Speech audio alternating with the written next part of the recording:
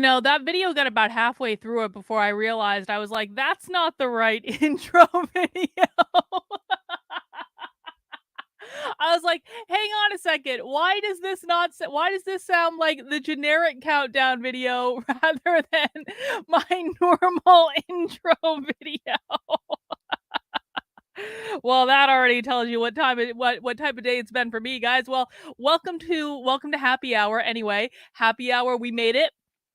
Thank God it's Friday. Thank God it's Friday. Judy, did you see the news? Did you see the knit along news? Don't worry if you didn't see the knit along news. I'm going to cover the knit along news. I know that everyone is dying for the latest knitting update.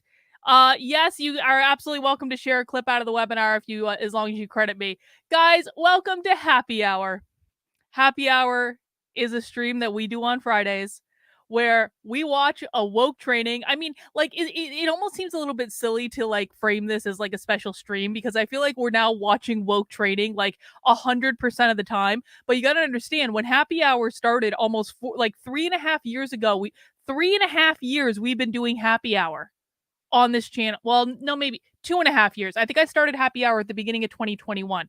When I first started doing Happy Hour, we were doing all sorts of other stuff during the week. And now I feel like my channel has ascended to purely watching primary source woke training and socialism because I feel like it's the most productive use of our time. But of course, Happy Hour is still unique on Fridays because there's no other stream in which I get a whole bunch of beer and ask you guys to vote on which beer I drink. And drinking beer when we're watching the training. Okay, some other times I drink beer when I'm watching training too. But Happy Hour is traditional. Instead of going out and having fun like normal people on a Friday afternoon, what we do is we sit our asses down and we watch a woke training from start to finish and we talk about it. And I drink beer and I may or may not get drunk while we're on stream. It just, it just all depends.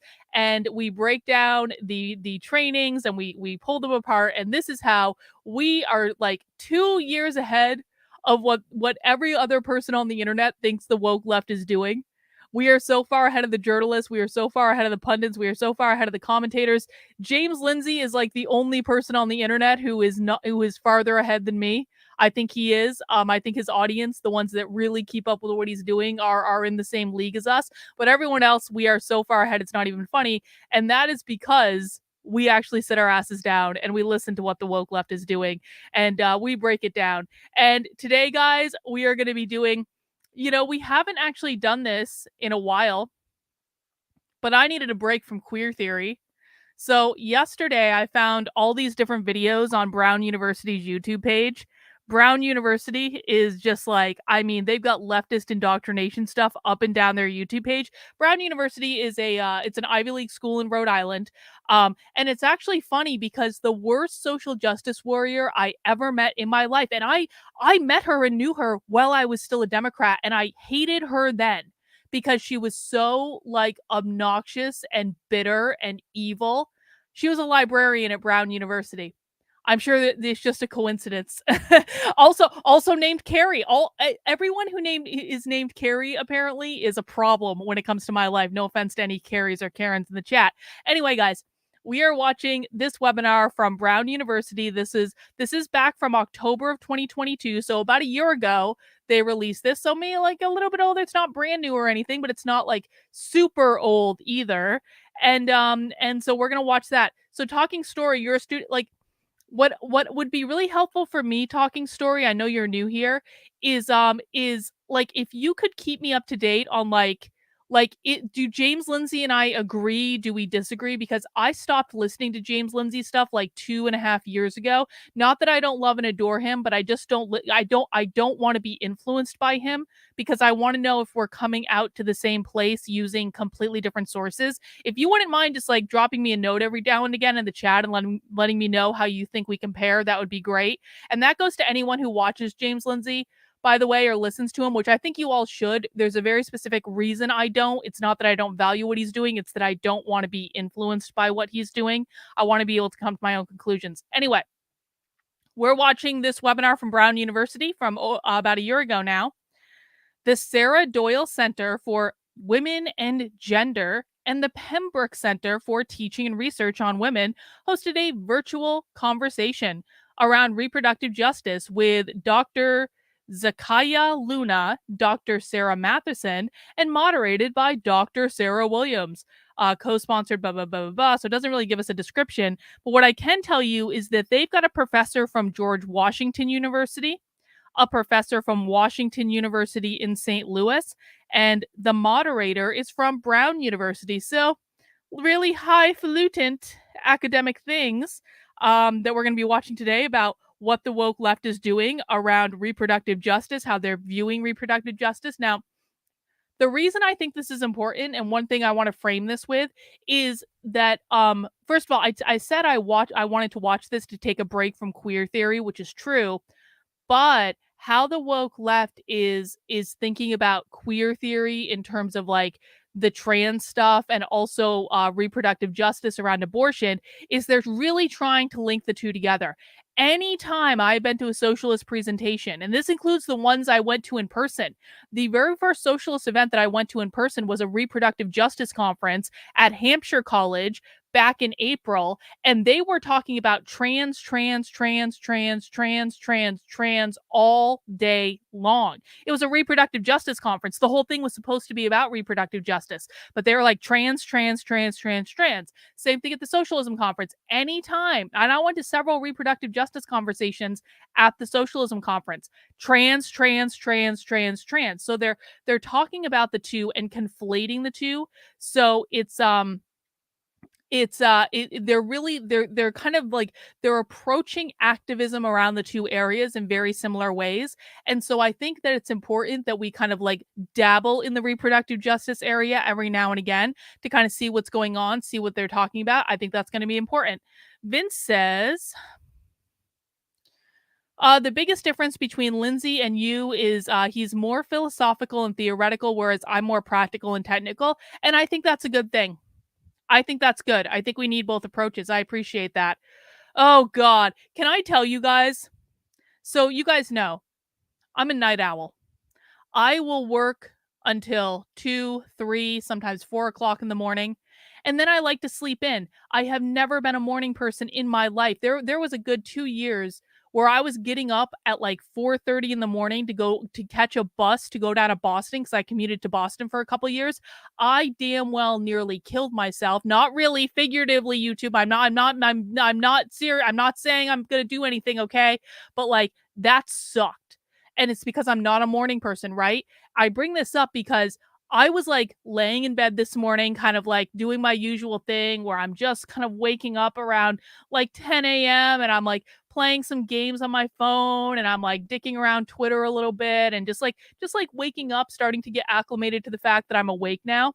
I cannot tell you how many people started texting me and messaging me. James O'Keefe is on Tim Pool. James O'Keefe is on Tim Pool. James O'Keefe is on Tim Pool. James O'Keefe is on Tim Pool. And I was like, I can't deal with this. I haven't even had coffee yet. So will we do a Nitwits episode?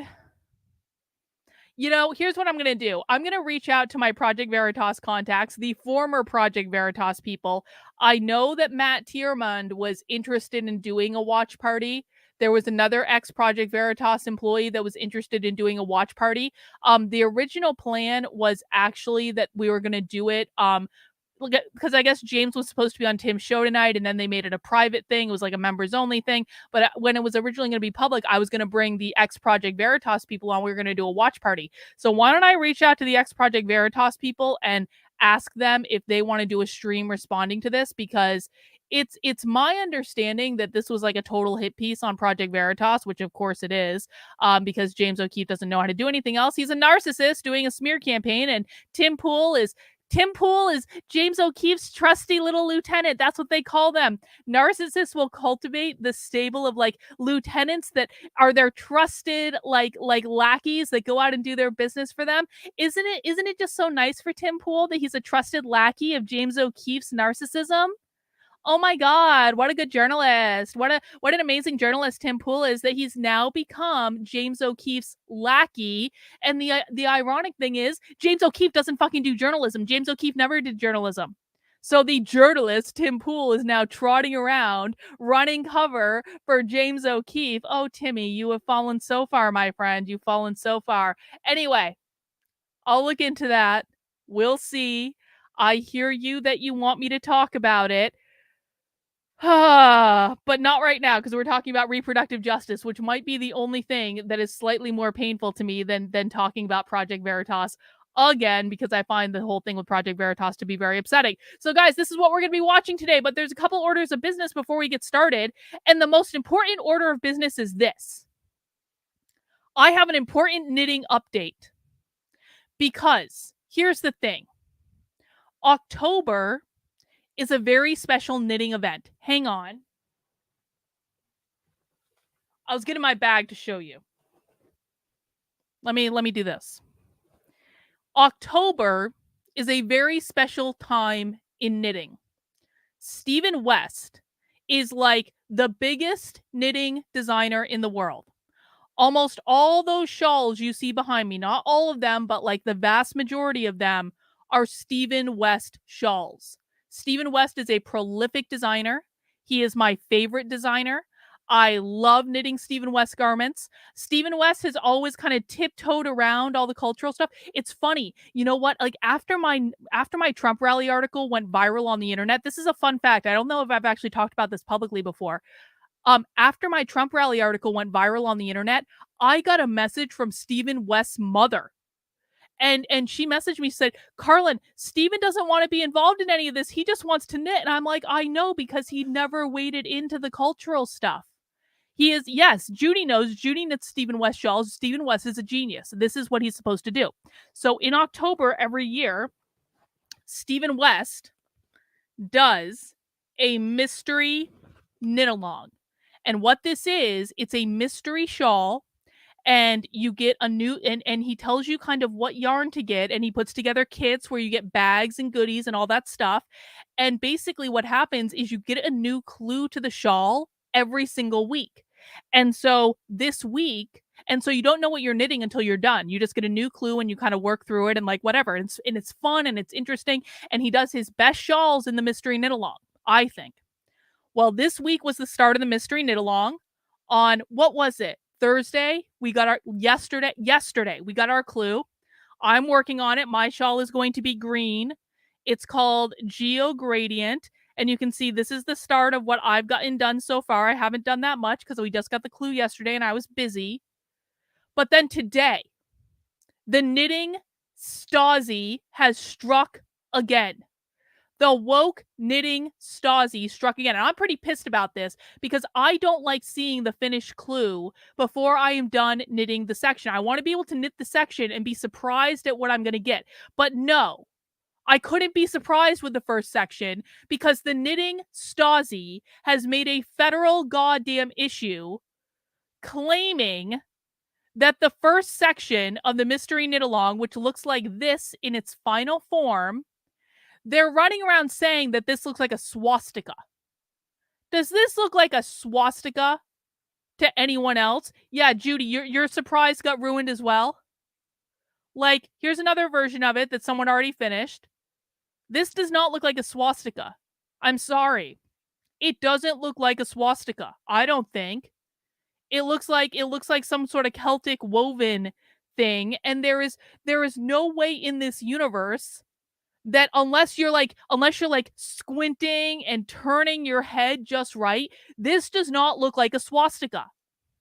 So then why did I get an email earlier today saying, hello, I removed the originally published Clue 1 instructions because many knitters and participants expressed how the pattern motif closely resembled a swastika hate symbol. This was, of course, unintentional, and I don't wish to cause any triggering or harm to anyone. So Stephen West literally replaced the first goddamn clue in the mystery knit along. And he actually had an alternate version set up, and basically the alternate version is just a bunch of squares on top of each other, which I guess is fine for some people, but fuck this bullshit. I'm knitting the original version.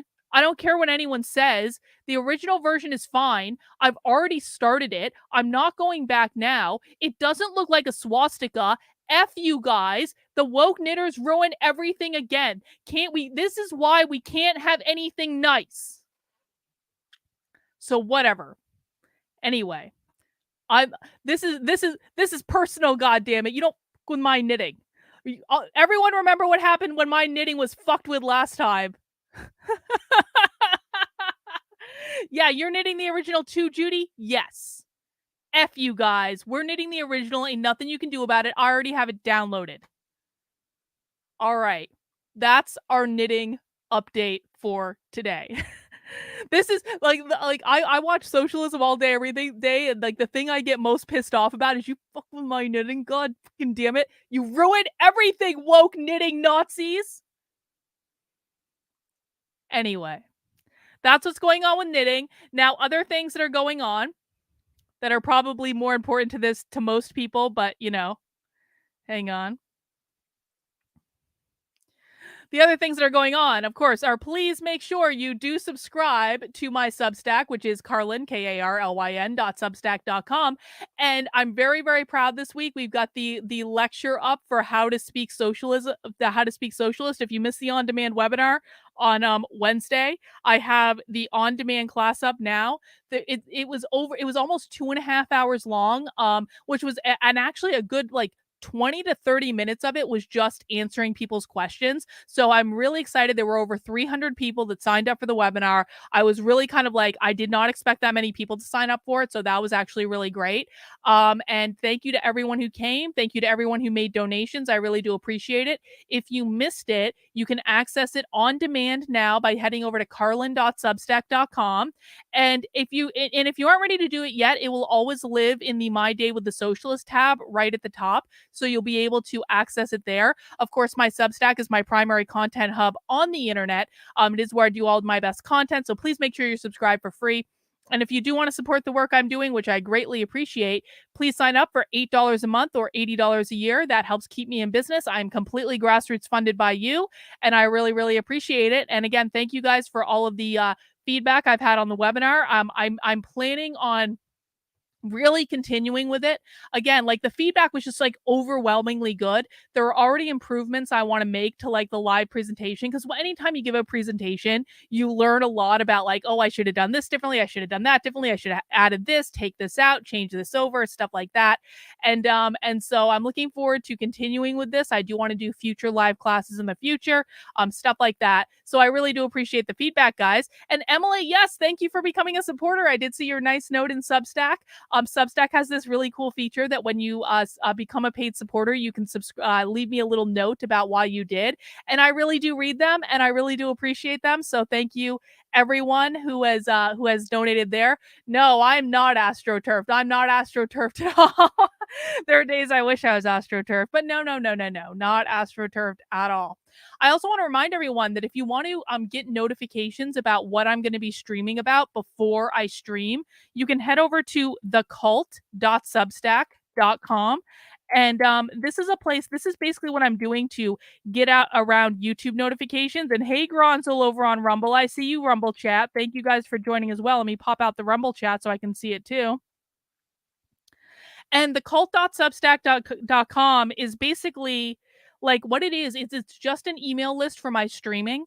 So before so I have the happy hour stream up here now. Before I go live on most days, not on all days, some days I'm just really busy and I don't do it, but on most days what I do is I send out an email before I go live, and it says, here's what we're watching so you know what to expect. Here are the links. Here's a little story about why we're watching it. So it's really just an email list to kind of get around the fact that YouTube doesn't send out notifications. If you want a notification, or even if you're just what is Carlin streaming about today? And then you can decide whether or not you want to come to my stream if it's something that's interesting to you or to something else. Just sign up there. It's totally free. You don't have to pay anything. It's just really a place to be able to communicate out to people, because YouTube sometimes is going to YouTube. And it's especially important if I get something like a strike or something like that, because if I get a strike, I can't post on YouTube. So, make sure you're signed up just in case, and we'll always have a way to be in touch. Dayton said, I asked on Twitter, but can you explain what artist means to socialist? I feel like I missed the stream. This was learned. Artist means artist. There's no coded thing for that. Artist means artist. They think they're all going to have more time to be artists and writers and poets. And basically the thing is with it is, Socialists believe that because of capitalism, we are oppressed and exploited by whoever we happen to work for. And what they believe is that when we get rid of the profit motive of capitalism, that everyone is going to have to work less hours because we are only going to be working to satisfy like all of our needs for like food and like the means of production, like food and like whatever else needs to be produced to like maintain society. And because a whole lot less is going to be produced in order to maintain society, people are going to have to work less and they're going to have all their needs taken care of by the government. And therefore, they're going to have all this extra time to be artists and writers and poets and follow their bliss and do whatever, et cetera, et cetera. No, not well, kind of the same issue they have with clocks. Socialists believe that time is white supremacy because it has to do with like always needing to be productive, always needing to be on the clock, as they might say. So yeah, it is kind of related to that. You're right about that, Tayton. Good call. All right. Now the last thing we need to do before I get started is, of course, I need a beer.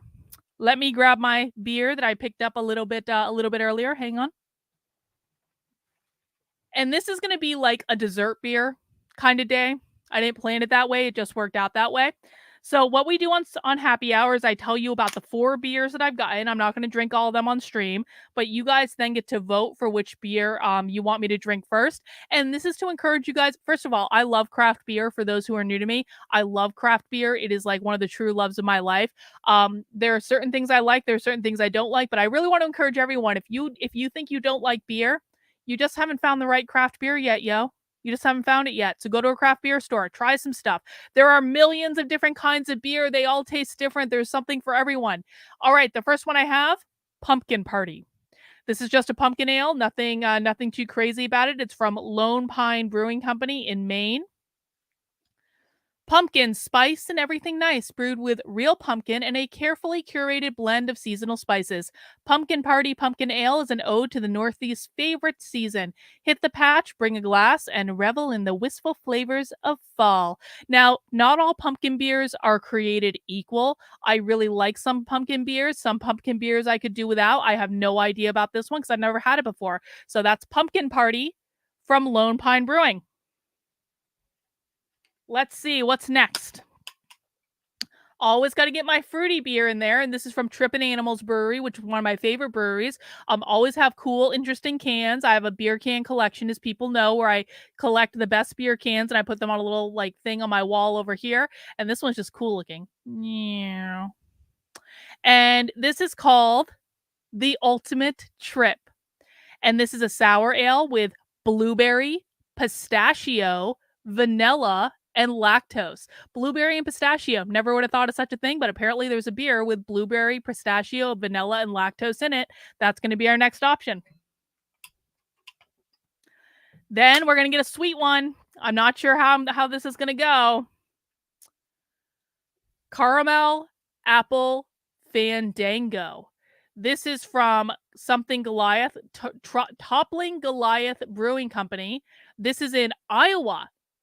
An Iowa beer for Beth. Cheers to Beth. This unique sour beer features rich caramel flavors balanced with the crisp tart notes of fresh green apples. I fucking love green apples. I'm not a big apple person, but green apples are the best. Green apples with like a little bit of salt on them. Oh my god, best thing ever. All the flavors of caramel apple, none of the stick. And yep, so that's going to be Caramel Apple Fandango. And then the last beer I have for today, this is out of Foundation Brewing Company. I think this is also out of Maine. Pretty sure. S'mores Love. And this is going to have, this is a stout with cacao, marshmallow, graham cracker, milk stout. S'mores Love. So those are our choices, guys. Dessert beer kind of day. We've got Pumpkin Party. We've got Blueberry Pistachio Vanilla Sour. We've got Caramel Apple. And we've got S'mores. Let me put the poll in the chat. Got to find my mouse on the thing here. Sorry, Rumble. This poll is just for YouTube. I apologize. Just the way it goes. You can put in the chat on Rumble though what you want me to drink, and while you guys are voting on that, let me just get this let me get the sound set up. I'm actually excited about all these beers. I don't really care which one you guys have me start with today.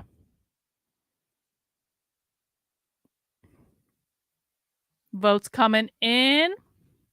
In the meantime, I'm going to remind everyone to mount that like button for me. Mounting the like button tells other people to come and join us and recommends the stream to more people. You guys can always help me out by sharing my content with other people, because God knows the internet and algorithms aren't going to do it for me. All right, last chance to vote. 10, 9, 8, 7, 6, 5, 4, 3, 2, 1. I'm actually surprised at the winner, I have to say. We're going to be drinking that blueberry one. I thought you guys were going to go for the caramel apple. The caramel apple was off to an early start, but we're going to go for this trippy blueberry pistachio one. Let's see. I bet it's going to be a pretty color. Tripping Animals Brewing Company usually does me right. Let's see. Yup, this is going to be... But look, it's purple.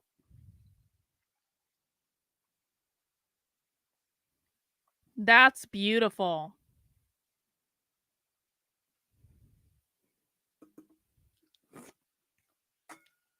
Oh, that's really good. Cheers, everyone. Happy Friday. If you're drinking something fun, put it in the chat, and let's get this party started. We're watching What's Next? Reproductive Justice in a Post-Roe Nation. Good evening, and welcome to What Next? Reproductive Justice in a Post-Roe Nation. My name is Felicia Salinas Moniz, and I am the director of the Sarah Doyle Center for Women and Gender, which is part of Campus Life Engagement within the Division of Campus Life at This Brown is really University. good. This event is a collaboration like with the blueberry Pembroke with Center fizz. for Teaching and Research on Women, and is part of the Sarah Doyle Center's new Gender Equity Speaker Series. We are delighted to have Drs. Zakia Luna and Sarah Matheson in conversation with Dr. Sarah Williams. Before I introduce each of them, I will share briefly the agenda for this evening.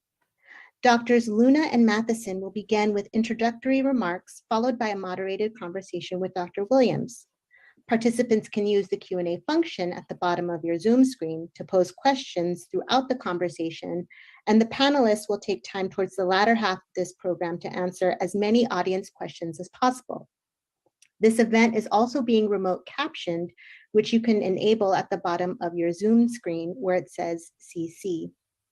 Special thank you to our co-sponsors, the Center for the Study of Race and Ethnicity in America, School of Public Health, and Departments of American Studies, Anthropology, and History. And now about our esteemed panelists. Dr. Zakia Luna is an Associate Professor of Sociology and Dean's Distinguished Professorial Scholar at Washington University in St. Louis. Her research, teaching, and community work focus on social movements, reproduction, human rights, and intersectionality. She has published multiple peer-reviewed articles and chapters and secured multiple grants, including the National Science Foundation.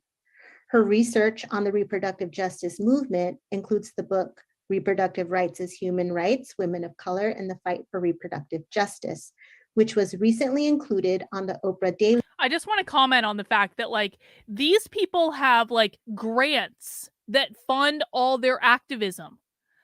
If you're a college professor, you can literally get a grant to go and do activism all day and write about activism and study activism and spread activism. It is a crazy network when you think about it.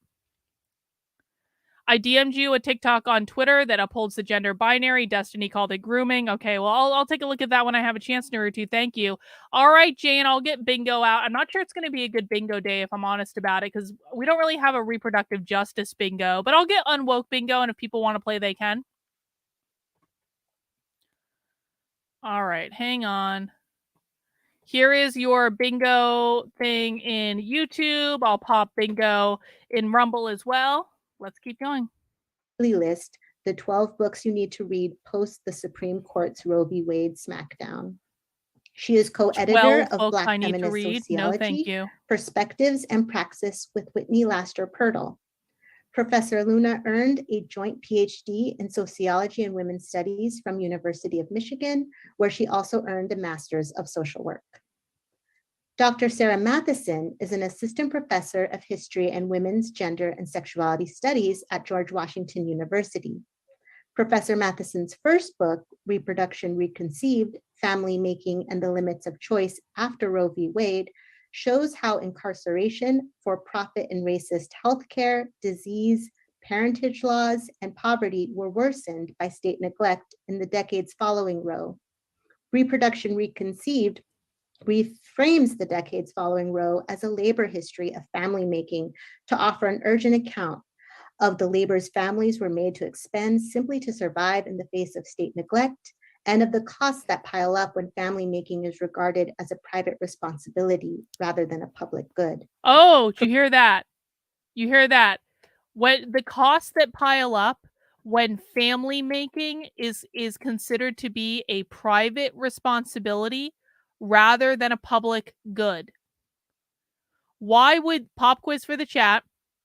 Why would these people consider family making? Why would these people consider it bad that family making is considered a private responsibility rather than a public good? And while you guys are putting your answers in the chat, I'll just play that section again. Family making to offer an urgent account of the labors families were made to expend simply to survive in the face of state neglect, and of the costs that pile up when family making is regarded as a private responsibility rather than a public good.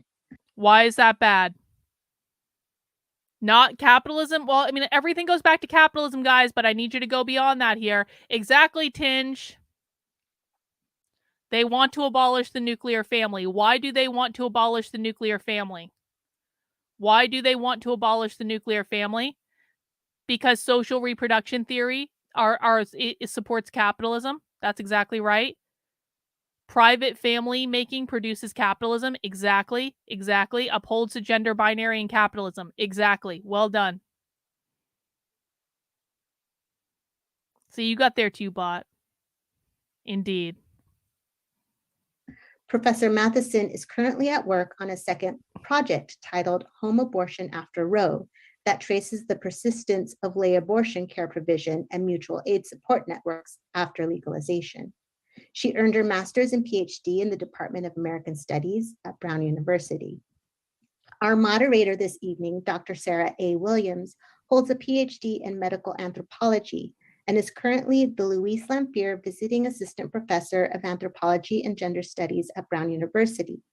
Her research is focused on reproductive health and rights in Mexico and Canada, with a particular emphasis on reproductive justice approaches to maternal health care and Indigenous reproductive rights. Her work has been featured in Social Science and Medicine, Women in Health, and the Canadian Medical Association Journal, and she is also a doula and advocate for evidence-based birth practices. Please join me in welcoming our panelists, and I will now turn it over to Dr. Sarah Williams to get us started. Thank you for that introduction, Thanks, Kyle. I Dr. appreciate Salinas this. Moniz, and welcome to all of our participants today and our distinguished panelists. On January 22nd, 1973, the US Supreme Court announced its decision in Roe v. Wade, ruling for the first time that the constitutional right to privacy was broad enough to cover a woman's decision whether or not to terminate her pregnancy. Even before this decision, states had generally been moving towards decriminalizing and loosening restrictions on abortion across the country. But Roe made outright abortion bans unconstitutional. Of course, as we know, this right was almost immediately and continually challenged.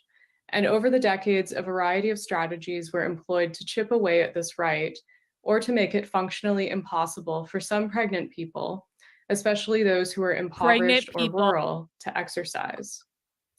In spring of this year, the leak of the Alito draft opinion in the Dobbs versus Jackson Women's Health Organization Supreme Court case provided advance warning that what many of us had feared and anticipated for years was coming to pass.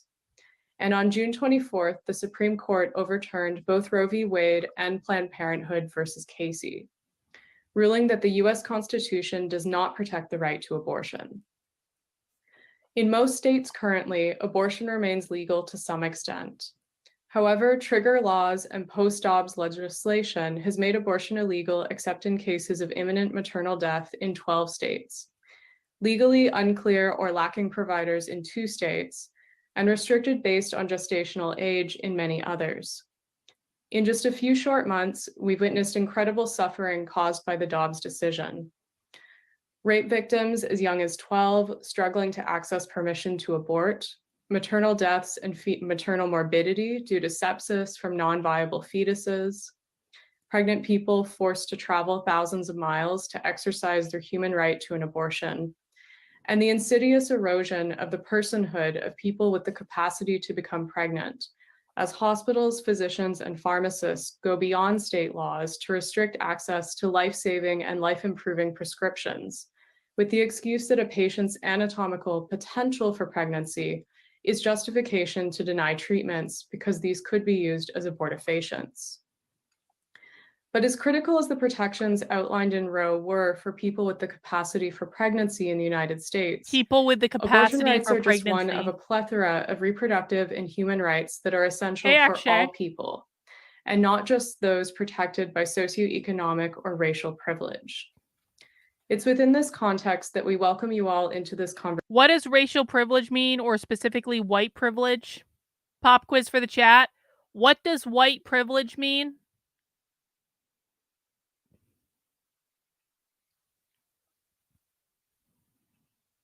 We're really going to see how much attention you guys have been paying now. No, white privilege does not mean capitalism explicitly. It's a little bit... You guys can't just answer capitalism for every question, okay? I'm going to put a stop to this. I know that capitalism is a lot of stuff, but there is, yes, access to capitalism, beneficiary. Yeah, anytime I'm doing a pop quiz, you guys are just like, capitalism.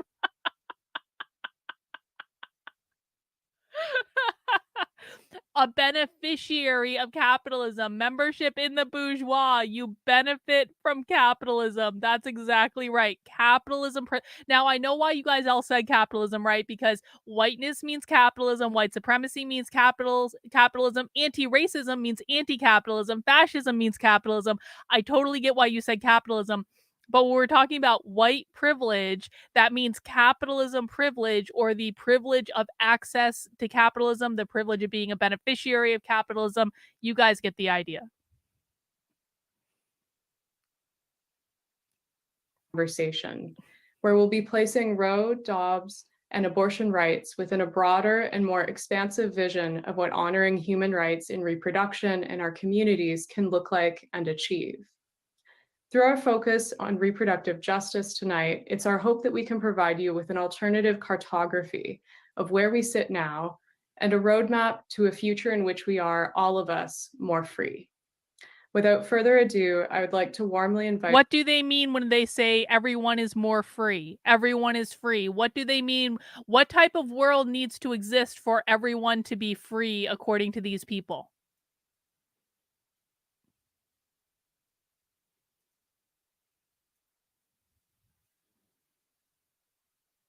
Pop quiz. That's a pop quiz. What type of world needs to exist? Well, yeah, this is part of it, Ninja Artist. Cancel the gender binary, abortion, the reproductive justice movement is this is actually a really good answer.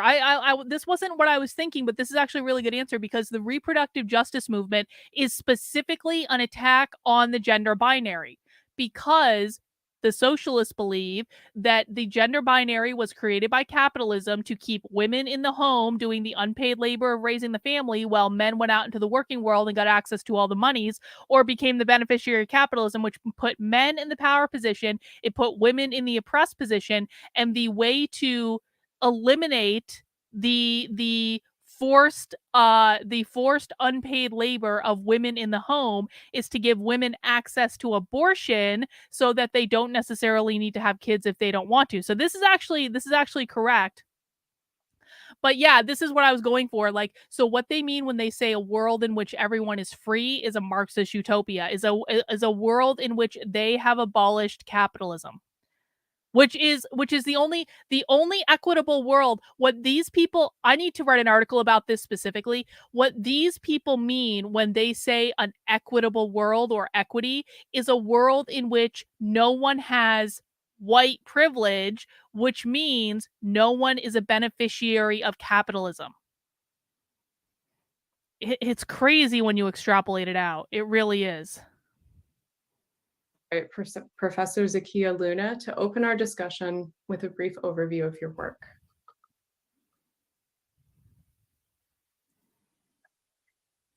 Thank you so much for that introduction. I wanted to thank my fellow panelists, moderator, all the staff who've been putting this together, and all the attendees.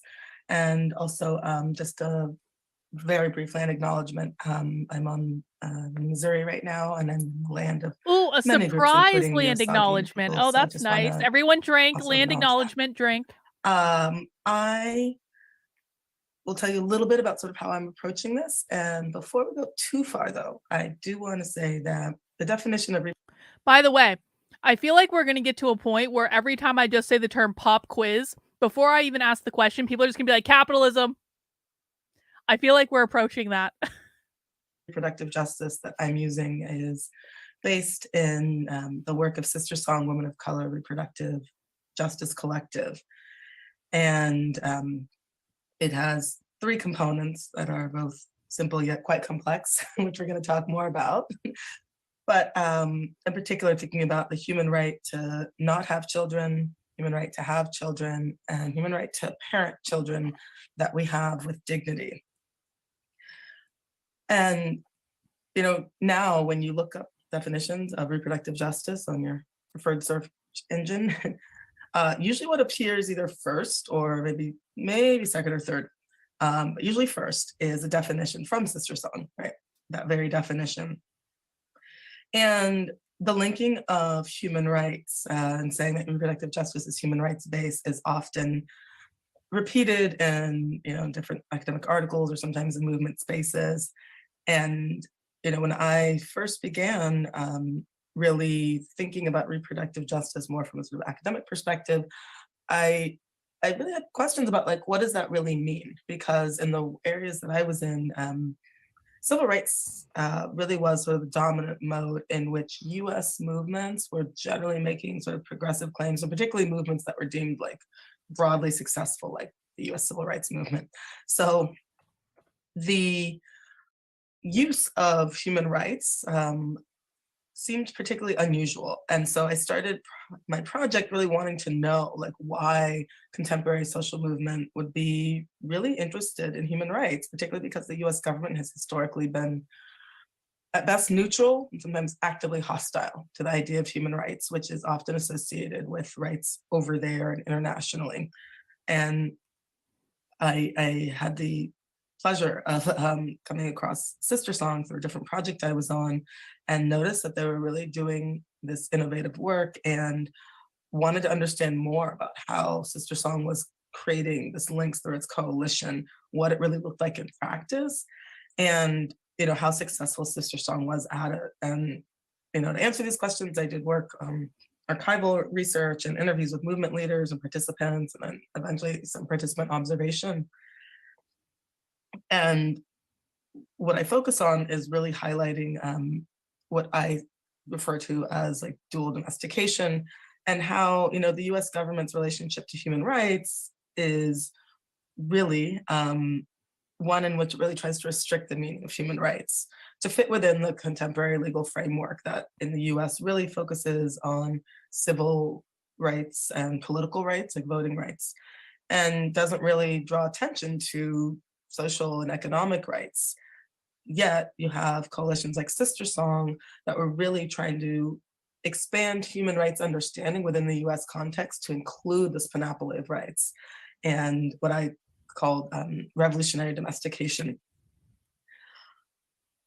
I will note, in case folks didn't know, that last week, Sister Song's co-founder Loretta Ross was secured a MacArthur Genius Grant, which, while she wasn't the only person to create the phrase reproductive justice. Do you know who else secured a MacArthur Genius Grant? Ibram X. Kendi. Ibram X. Kendi also got a MacArthur Genius Grant. Fun fact, and this is a story I've never told anyone. About 6 months prior to my Trump rally article going viral, so this is like back in 2019, I was like this close to doing a whole corporate training thing for the MacArthur Foundation. True story.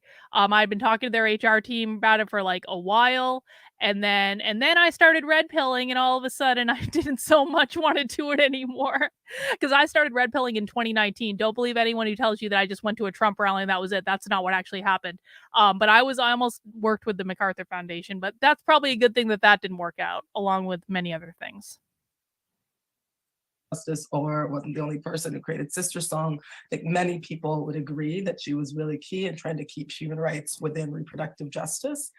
And it was a different something I time. think is really important, though, particularly as we're talking about movements, and particularly in this moment, is that it's not just about what movements are fighting against, it's what you're fighting for. And I think that's what was so innovative, and also seeing in practice at different events what was happening. And that's why I actually start Reproductive Rights as Human Rights, my book, with a vignette from a Sister Song conference to really show the space of celebration, and really how folks were not just thinking theoretically about what does it mean to achieve human rights and therefore reproductive justice, but what does it mean in practice?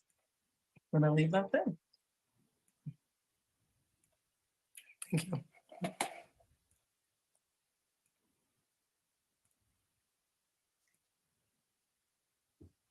Hi, everyone, and thanks to everyone who has made this come together. And it's really a pleasure, especially to be in conversation with Professor Luna. We've look followed what she each has. other's work for a while. Look at the sign that she has in the background. Labor creates, I think it says labor creates all wealth. Why does she have that sign in the background? Labor creates all wealth. What does that indicate to you? There's a little bit more. This is a harder socialism question, but I want to see how you guys are thinking about this. Labor creates all wealth. What does that mean? Well, yeah, she does. Yeah, there's an aborted sign too, but I can't see what that says. Well, it does mean socialism.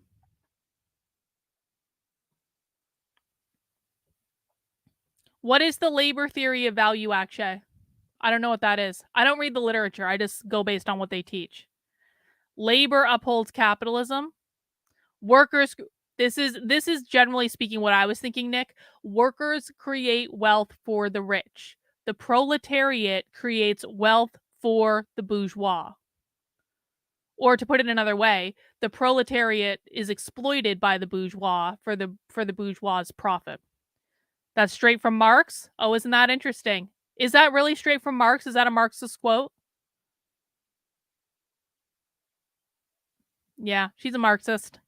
I know we're all shocked to find out that a professor at Brown University is a socialist. I know.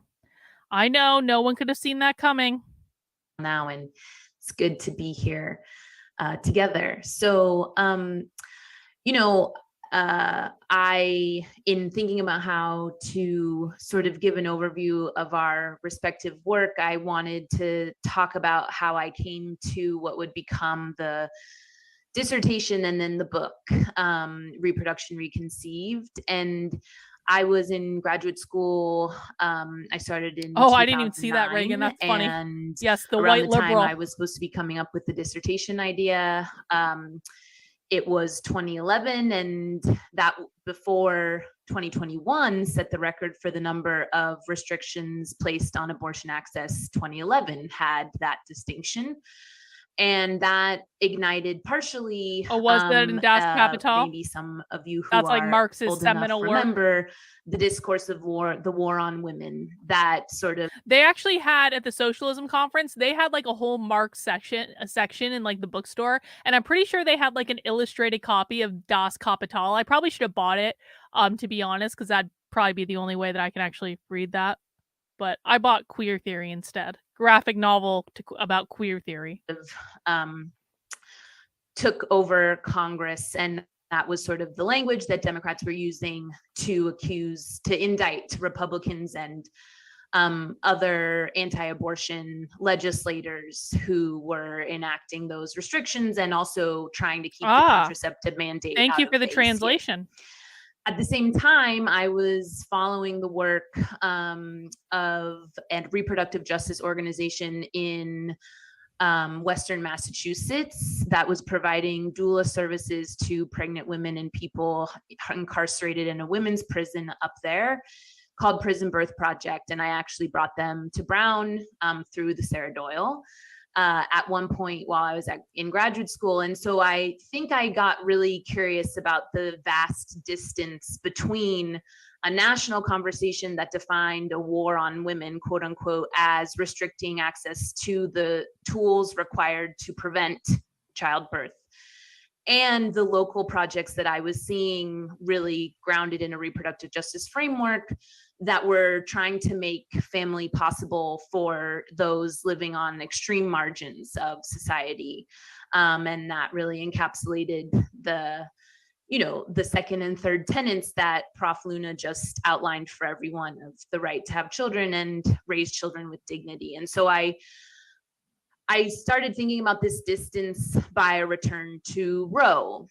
Roe is often symbolized as inaugurating a period of reproductive choice in the US.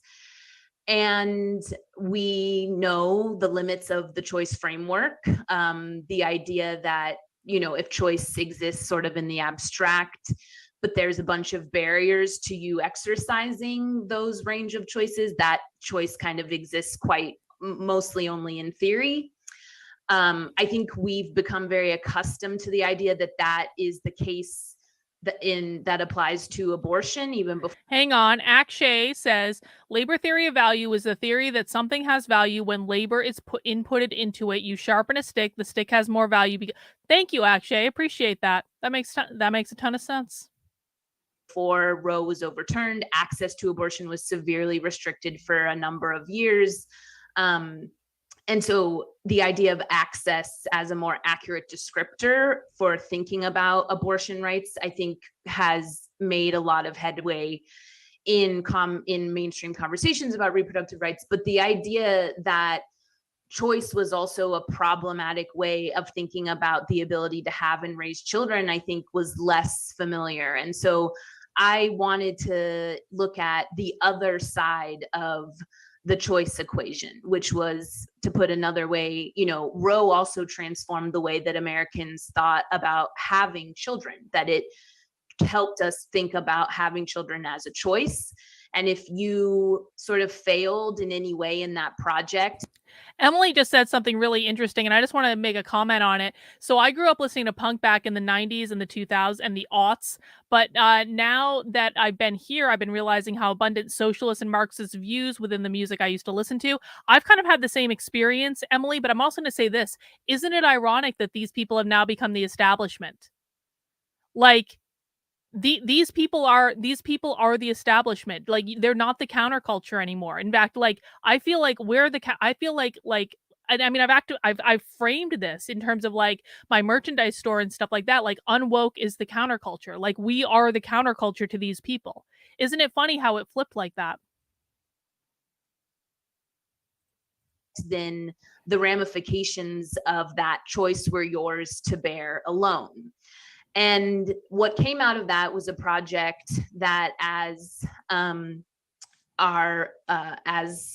Dr. Moniz just described in my bio, is a labor history of family making under what I call state neglect. So the idea that the state sort of retreated from the responsibility of having children and helping make sure they are raised in safe and healthy communities, that retreat and an expansion of various inequalities happened at the same time that Roe supposedly inaugurated this widespread reproductive choice. And so the book tries to give that history to kind of puncture the myth of choice that surrounds the idea of having children, and to show that state neglect does not produce an abundance of choice, but actually severely contracts it.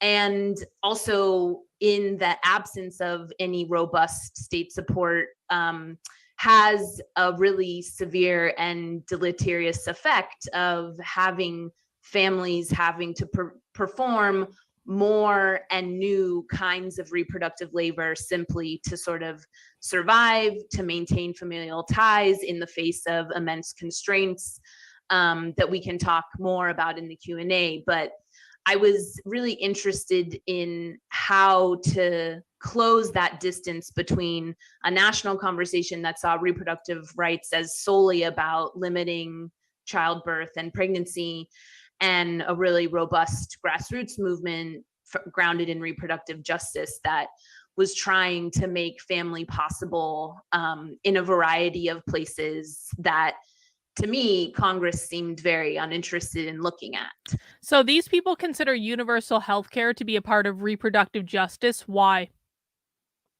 Pop quiz for the chat. Why do these people consider universal health care to be a part of reproductive justice? And it doesn't just have to do with abortion, because remember earlier they said that reproductive justice isn't just about abortion. It's also about the right to have a family and to raise a family with dignity. So why would universal health care be something that would support a reproductive justice movement? Equity in healthcare. The government provides because mothers do unpaid labor. Yeah, I mean, that's kind of it. Because ding, ding, ding, because they don't think having kids should cost money. They want the government. So the whole part of the reason that they want to abolish the nuclear family is that they don't like it that women have to do the unpaid labor of not only birthing the child, but raising the child, because in doing so, the woman is providing a future proletariat worker to the evil capitalist regime, which is why the nuclear family reproduces capitalism. And it is the woman's burden to provide all, and I mean, I guess the family's burden to pay the costs of raising that child. Socialists do not believe that they should have to pay the costs of having and raising children. That's why they want universal health care. So that's the origin story of the book, and I'm happy to talk more about it. Thank you so much, both of you. So to kick us off with the questions, I'd like us to open discussion with thinking about why does abortion so dominate the discussion about reproductive health and rights and women's rights, especially in the United States?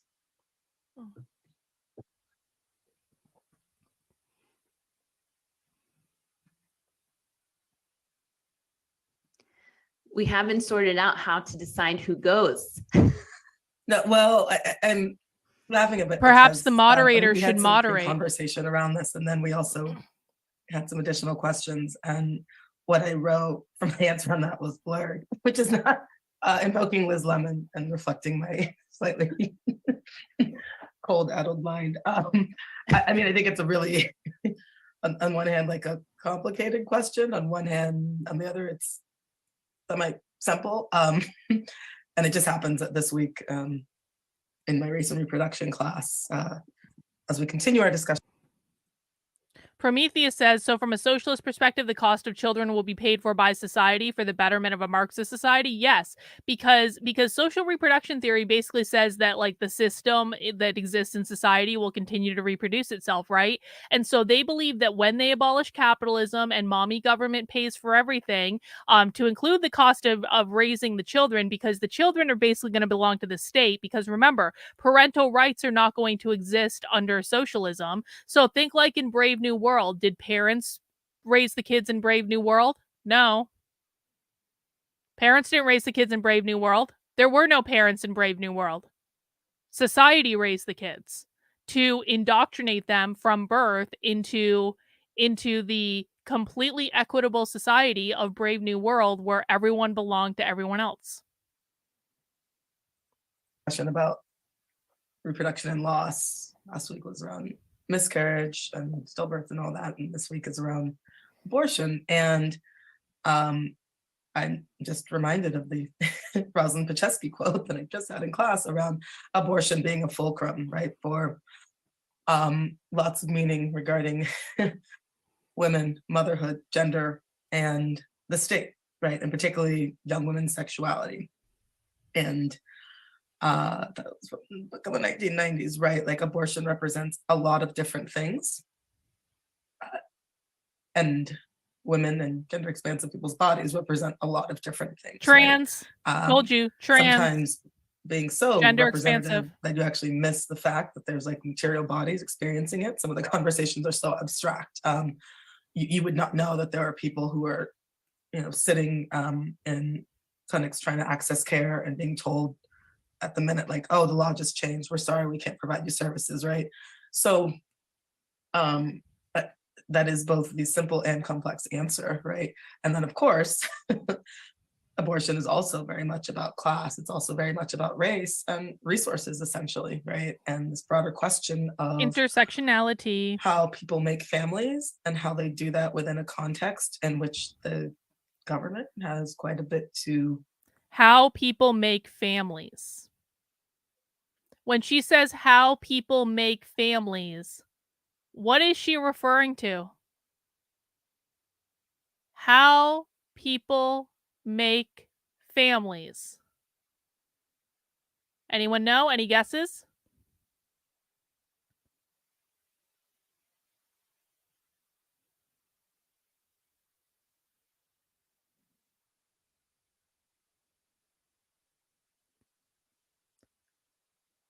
Not surrogacy.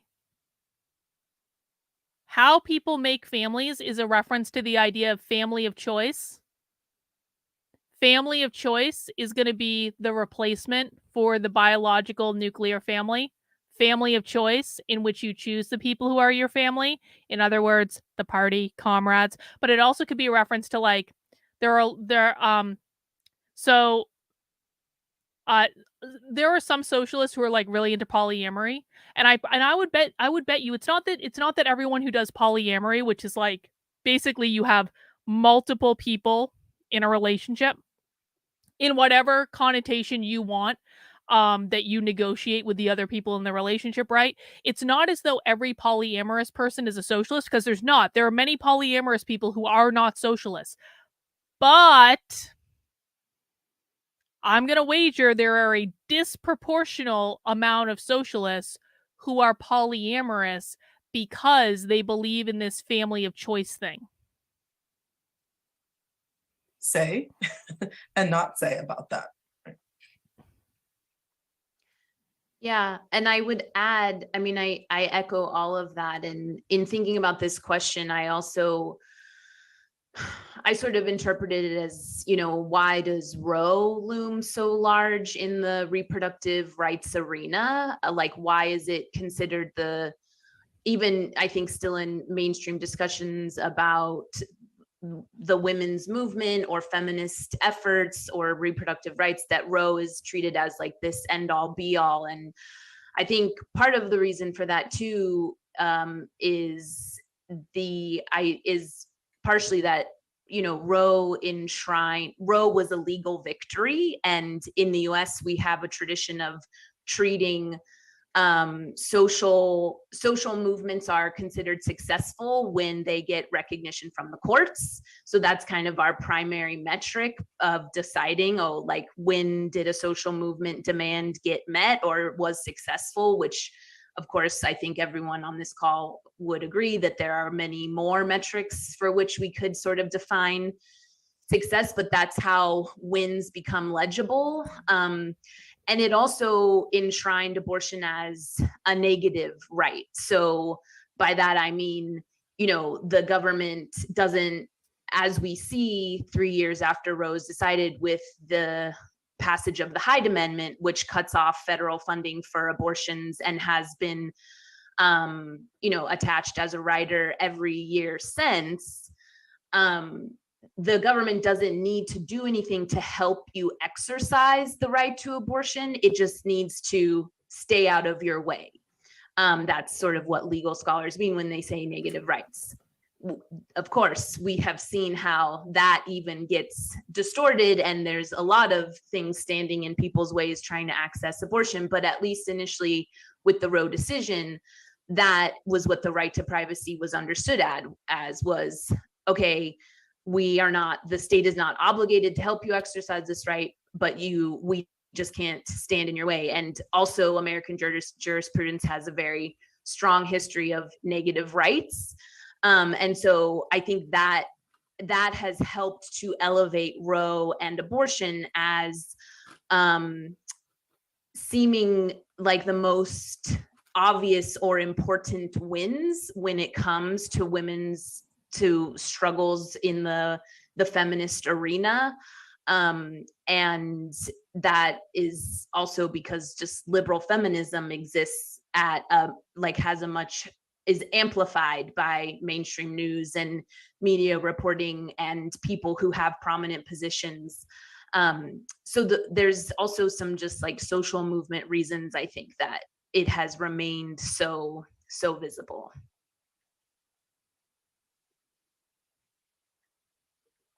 Thank you.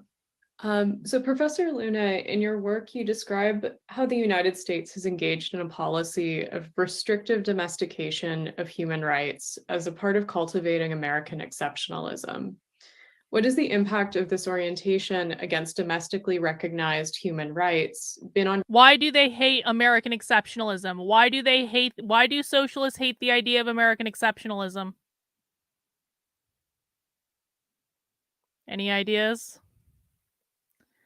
Why do socialists hate the idea of what does American exceptionalism mean? Do do do do do do do. Yes, it's not equitable. That's Ninja Artist. You're giving some really good examples. You're giving some really good answers that are not just capitalism, bot. Yes, American exceptionalism is inherently inequitable because there's competition. They don't like the meritocracy. Gronzel over on Rumble says America is capitalist. It supports capitalism. They want equity. Let's see. It does not reflect equity. Exactly. Competition versus...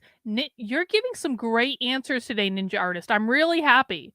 Competition instead of collectivism. Exactly. The socialists view capitalism as pitting people against each other. That's what individualism is. That's what meritocracy is. It's a competition. Who can rise to the top through their individual effort rather than how do we work together? How do we share? How do we help each other? How do we support our fellow comrades? Which is collectivism. It's about seeing yourself as a unique individual rather than seeing yourself as a part of the Borg. That's exactly right. Well done, guys. Reproductive rights in the US.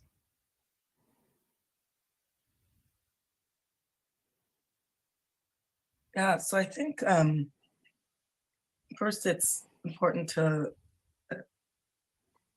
think about like human rights. There's the general way people refer to human rights, and then there's ways that government and legal scholars also are thinking about human rights. And I'm not going to get into the whole history of like the development of the United Nations and all of that, on whether or not can we find pre-UN human rights, but Kurt, this is exactly right. Really great supplement. Socialists think capitalism is wasteful because there is competition. They believe cooperation will be more efficient, e.g., no one needs 23 different brands of deodorant. This is why socialists believe that they will actually work less under socialism than they do under capitalism, because right now under capitalism all these workers are being exploited to produce 23 different brands of deodorant, and they're not even profiting from it. It's the bourgeois owners that are profiting from it, and the poor proletarian workers are exploited.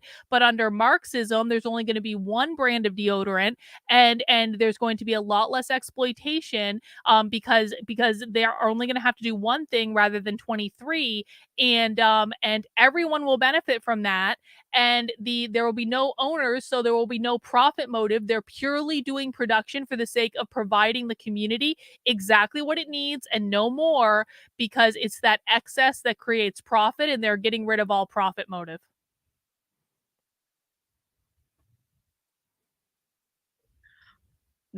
Often within the US, like human rights are associated with something that's needed outside the US, right? And how does that come to be? Well, there's very sort of crude delineation of human rights in which there's sort of first and second generation rights, which are civil rights and political rights. So voting rights, for example.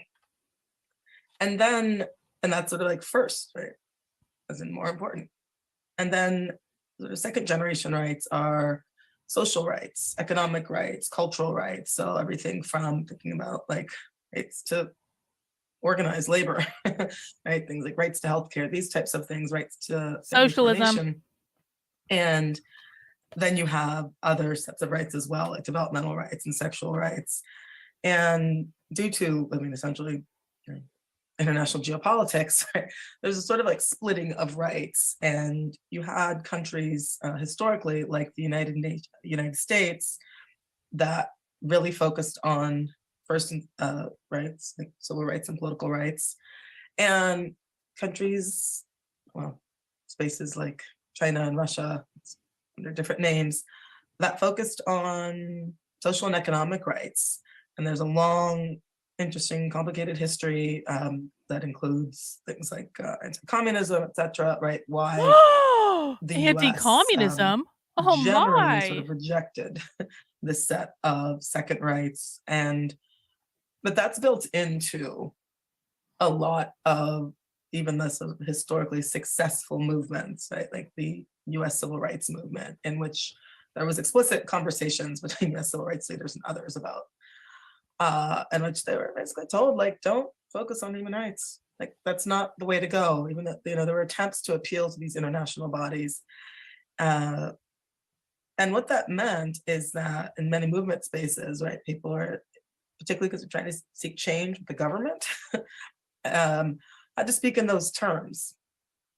And it's not that people didn't think that social rights were important or economic rights were important. In fact, people understood, right, on movement level, civil rights leaders and various others and radical movements, like, understood economic rights are very important. But if you're going to try to work within a framework of getting the government to make concessions, right, there's limits to that. And part of that limit is that they don't want to talk about domestic human rights in this broad way. And in fact, if you go right now to like the US government website and you look up human rights, it'll take you. I ate earlier when I had to go to the beer store. I got McDonald's. It's so bad, but it's so good. Like, McDonald's is the best. Can we just acknowledge, like, it is? I'm sorry. I'm not saying I get it all the time, but it's like really good. But I got it. I went and did some errands earlier. That's when I ate. I know everyone was dying to know that information. Due to Department of Labor, Human Rights, and it's under Department of State, right? Department of State, Foreign Affairs. And what they talk about is democracy promotion. And this has been the case under multiple administrations, because people think, oh, this is just the Republican. Nope, this is Democrats too, right?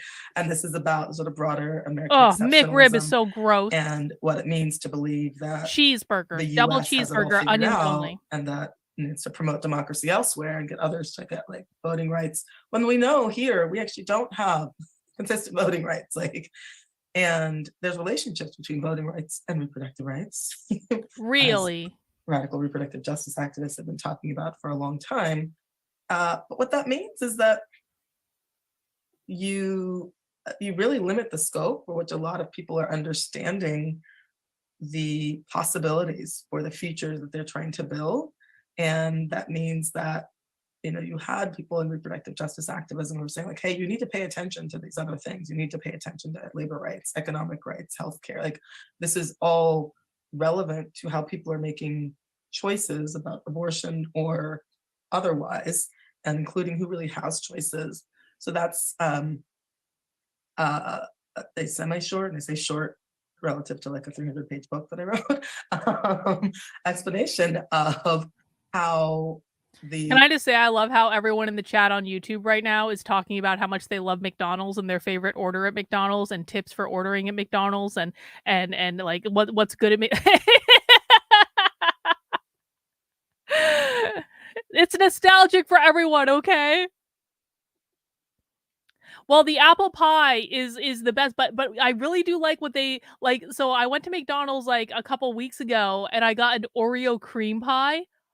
Oh, McDonald's has expanded their pie options. That's why I never get the Big Mac bot. Big Macs suck. I would never lower myself to get a Big Mac. Anyway, I'm gonna stop talking about McDonald's now. Their ice cream machine is always broken. Always. Perpetually.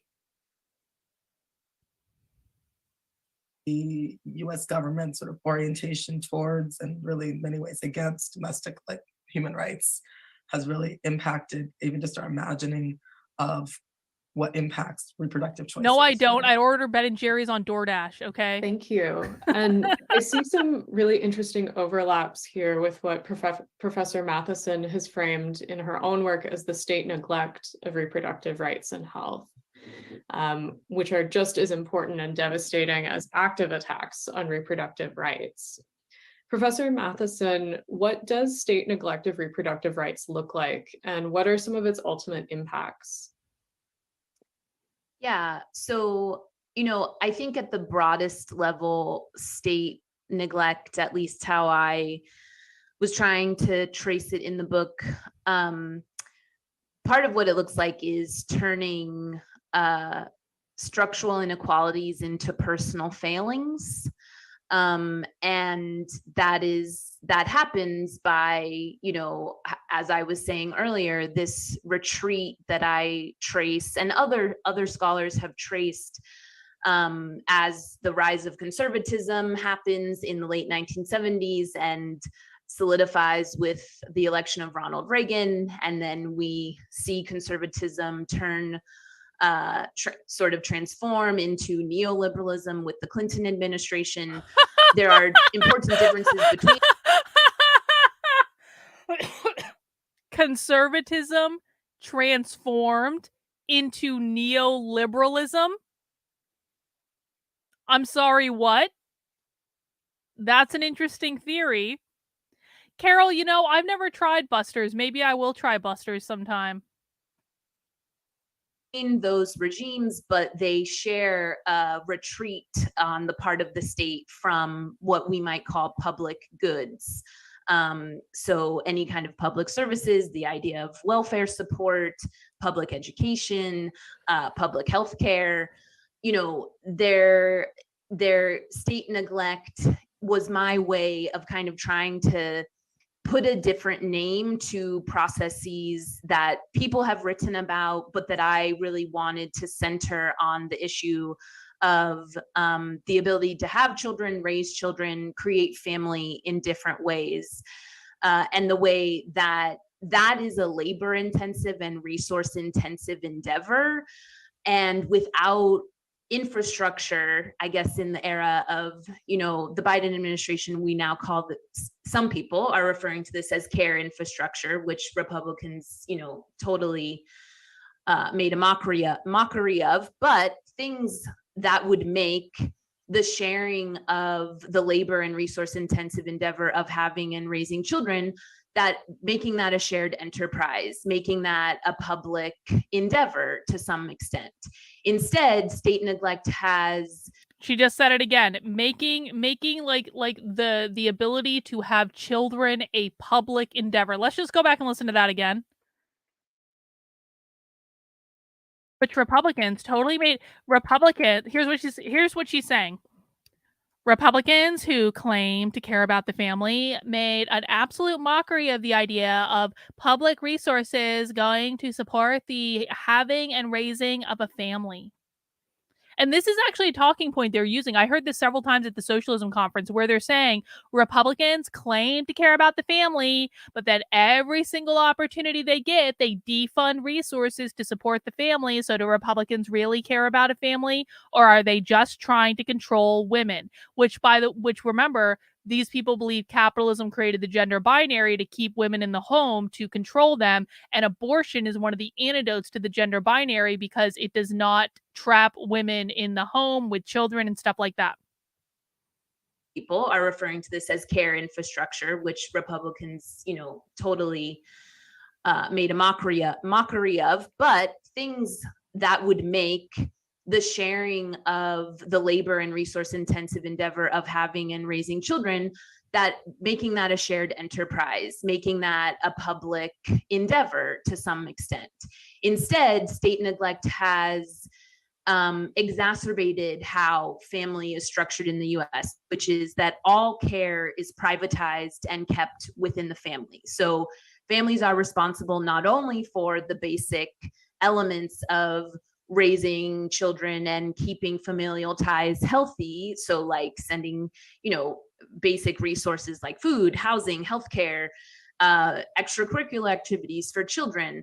Not only are they responsible for all of that, but they're also responsible for overcoming the kind of twin of state neglect, which is forces of state violence. So in the book, I talk about the rise of mass incarceration, what that does to family making, the Reagan administration's refusal to mount any kind of public health response to the HIV/AIDS epidemic in the early years, the ratcheting up of our for-profit system of healthcare and what that does to people's ability to achieve healthy birth outcomes, not to mention secure healthcare for their children thereafter. So there's a variety of places that the book tries to make state neglect visible. And something I really grappled with methodologically is like, well, how do you do that? How do you make the absence of something visible?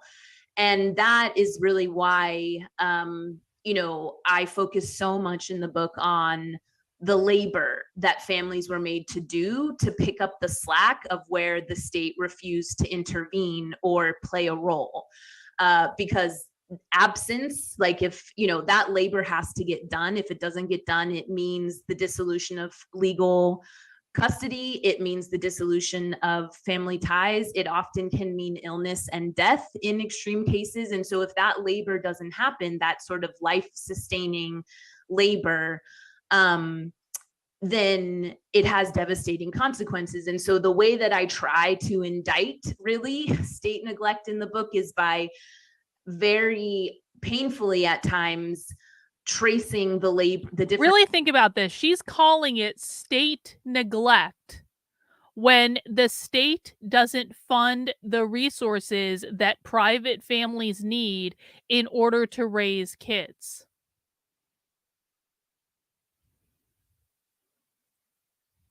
Different forms of labor that families were made to do, and also calculating the devastating costs that piled up when families inevitably met the limits of their community's resources. So the book is full, in my opinion, of very inspiring efforts on the part of families and their advocates to make ends meet and to intervene where the state refused.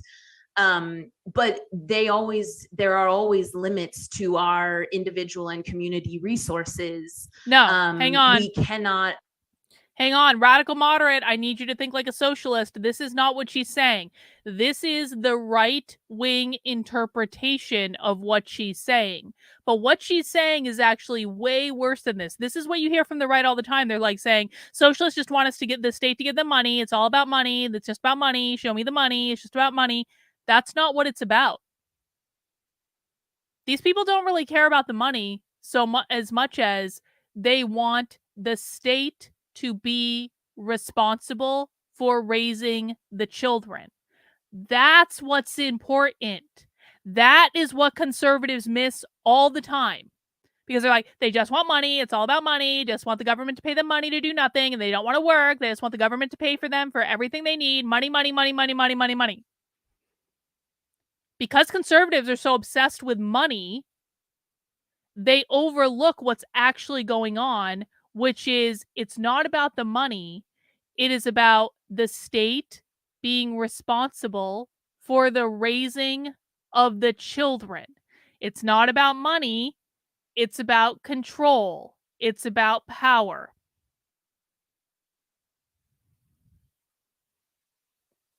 Always mobilized in the way that something like the largesse of government could. We're seeing this right now with things like abortion funds and mutual aid networks. I mean, there's been such a huge influx.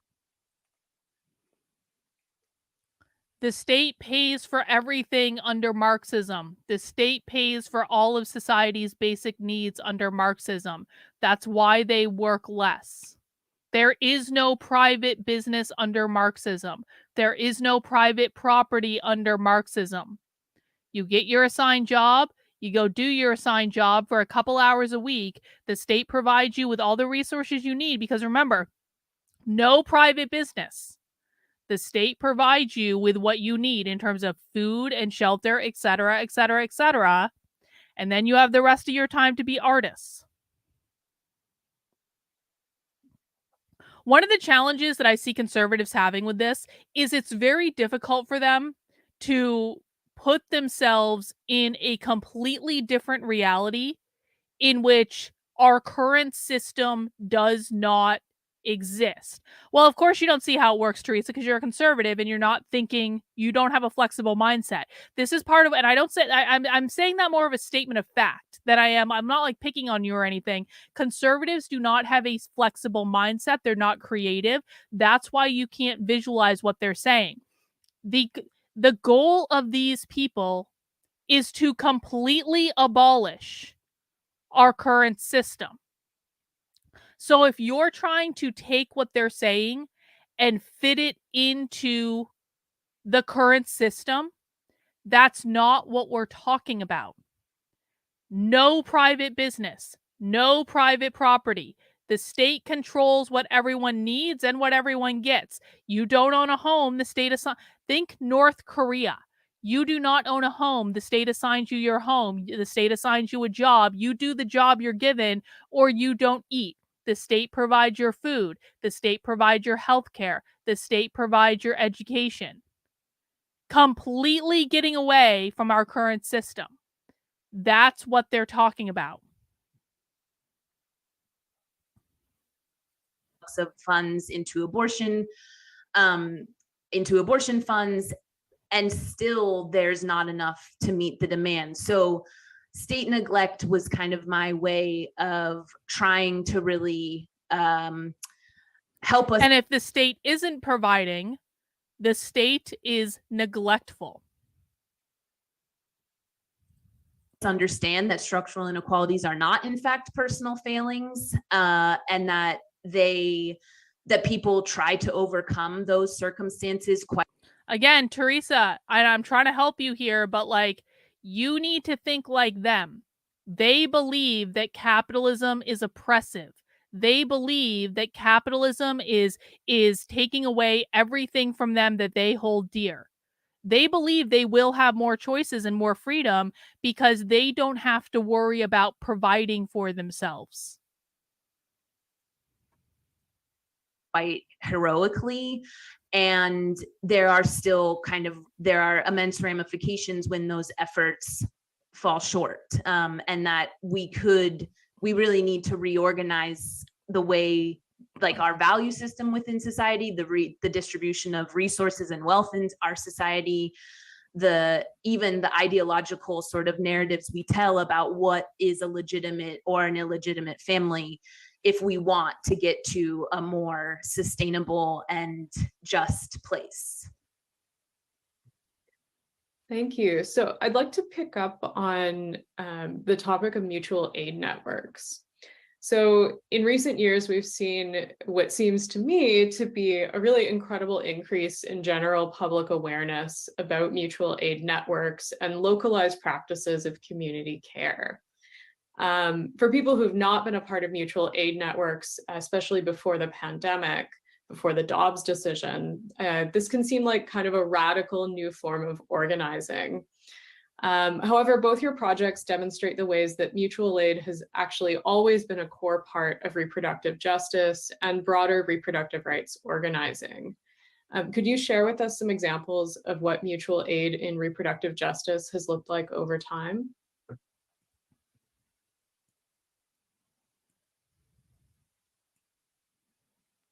I mean, I'll just say a tiny bit, and I appreciate the question being framed in that way because, as you said, like sort of public awareness of mutual aid.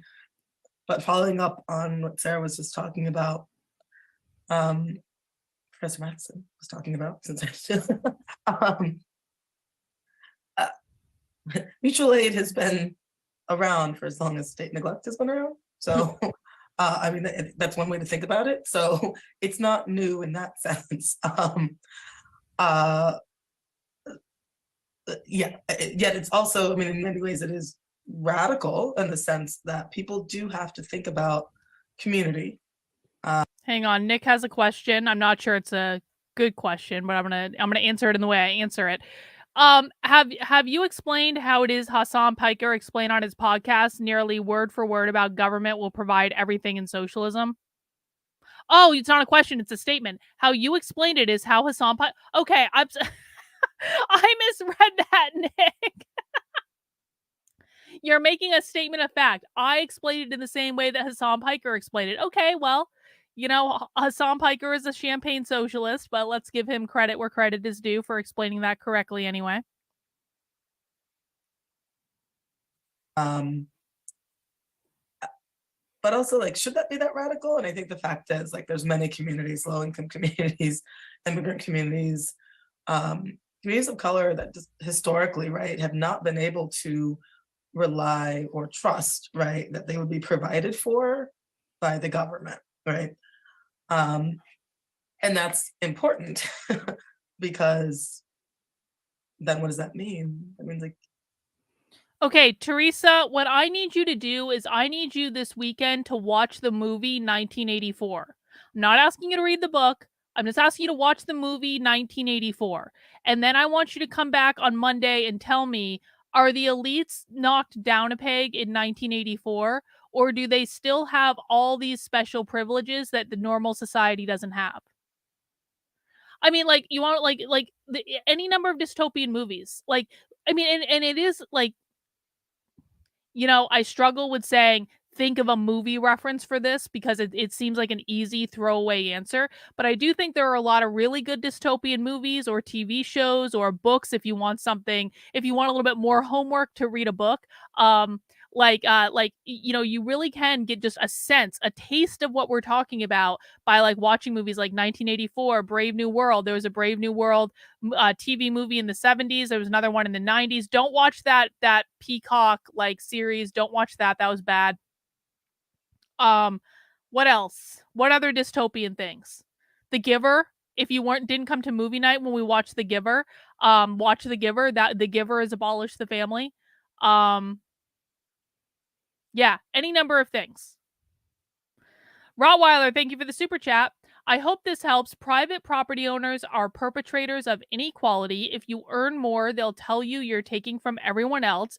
That's where the state comes in to enforce redistribution. Thank you, Rottweiler. Very helpful as always. And guys, put some movies in the chat. Put some dystopian movies in the chat that people. Minority Report, as I think, is an interesting one. Although that's not really socialist, but it's definitely dystopian. Fahrenheit 451, Animal Farm. There is an Animal Farm movie. It's actually not. It wasn't like the worst thing in the world. It was like a TV movie, wasn't it, from the 90s? Logan's Run. Divergent. I'm gonna watch Divergent again. They never finished Divergent, sadly. Because they totally fucked up the last one. The last is so bad. But I should watch Divergent again at some point. The Wave. I've never seen The Wave. I need to see the, and I avoided watching The Wave because it had subtitles, and I was like, I don't want to watch a movie with subtitles.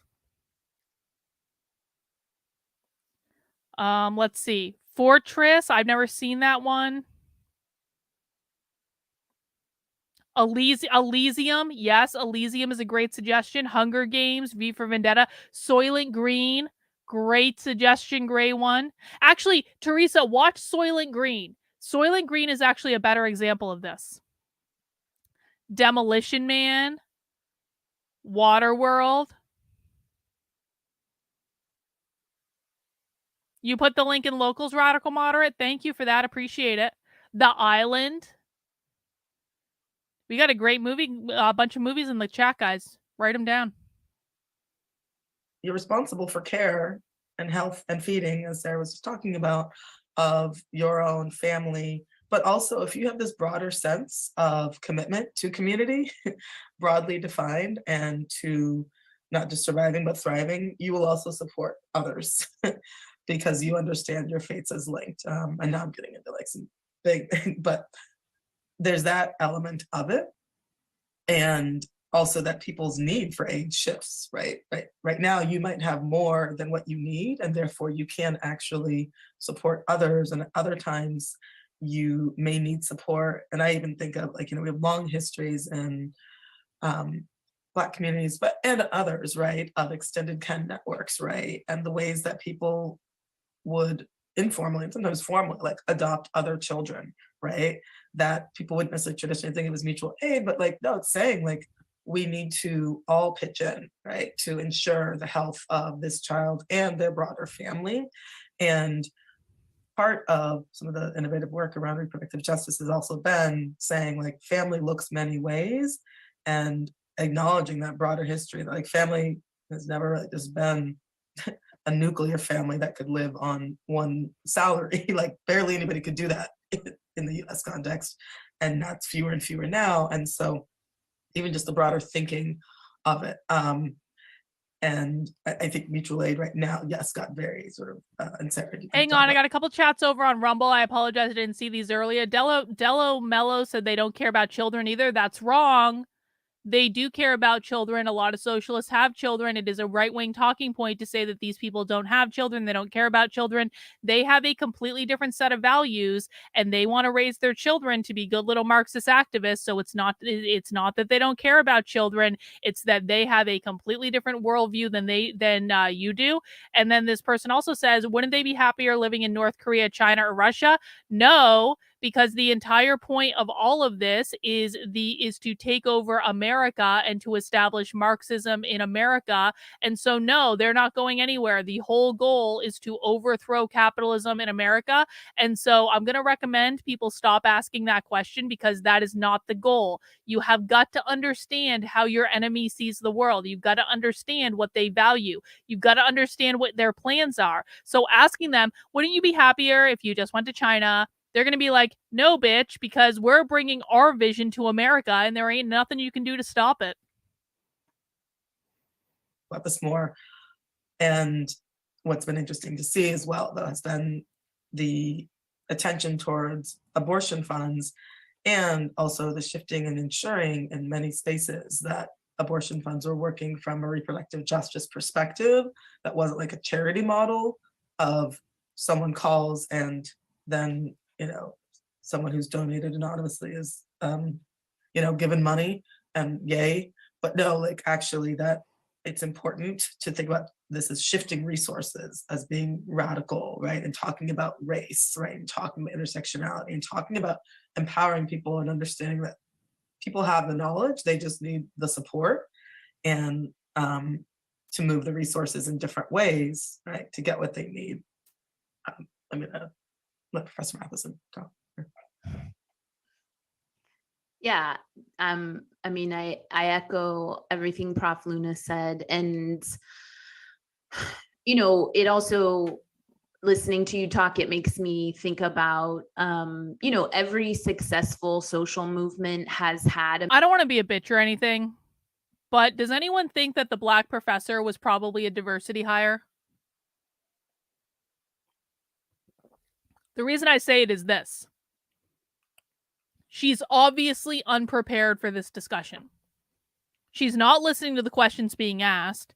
She's rambling on about God knows what. It's word salad, word salad, word salad, word salad, word salad. Like, I mean, no, seriously though, is anyone getting the impression that, and it almost seems like when we come back to this one is almost frustrated with her. She's like, okay, now I have to pretend that what you just said made sense in some way because I'm white and you're black. So I have to defer to you because remember, she's a good little white liberal. She's got her Black Lives Matter sign behind her. She's got to defer to whatever the black lady says. But I really think the black professor was like a diversity hire. A mutual aid component. They go hand in hand. And so in many ways, I was not surprised to find the community mobilization efforts that I did when I was researching the book, because organizers understand that mutual aid is the way to help people to overcome the shame and self-blame that happens when structural inequalities are made into your own fault. Mutual aid is kind of an antidote to that. It is saying this isn't charity, as Prof. Luna just said. This is something that you are entitled to because you are a human being. Hang on. Radical moderate, you really know better than this, so I'm going to be hard on you because you've been around a long time and you know better than this. These people are not stupid. True believers socialist activists don't show up unprepared. They don't. They do their homework. They do more homework than conservatives do by like a long fucking shot. So this is not a typical true believer situation. It's not. She might be a true believer, that might be true, but to dismiss her as stupid, this is a conservative fucking talking point. I'm not going to allow this. You know better. You know better. I am tired of the regurgitation of conservative talking points that you know are not true. And because there is actually enough resources to go around if we were to fight for a radical reorganization of society. And so I think that mutual aid is deeply politicizing, and it's like an incredibly important part of any kind of social movement mobilization. And of course, socialism has never been implemented correctly, according to these people, but that's not the point. They think it's going to be different this time. They're going to do it differently. We have watched this on Socialism Saturday, guys. I know the talking point. I hear it every day.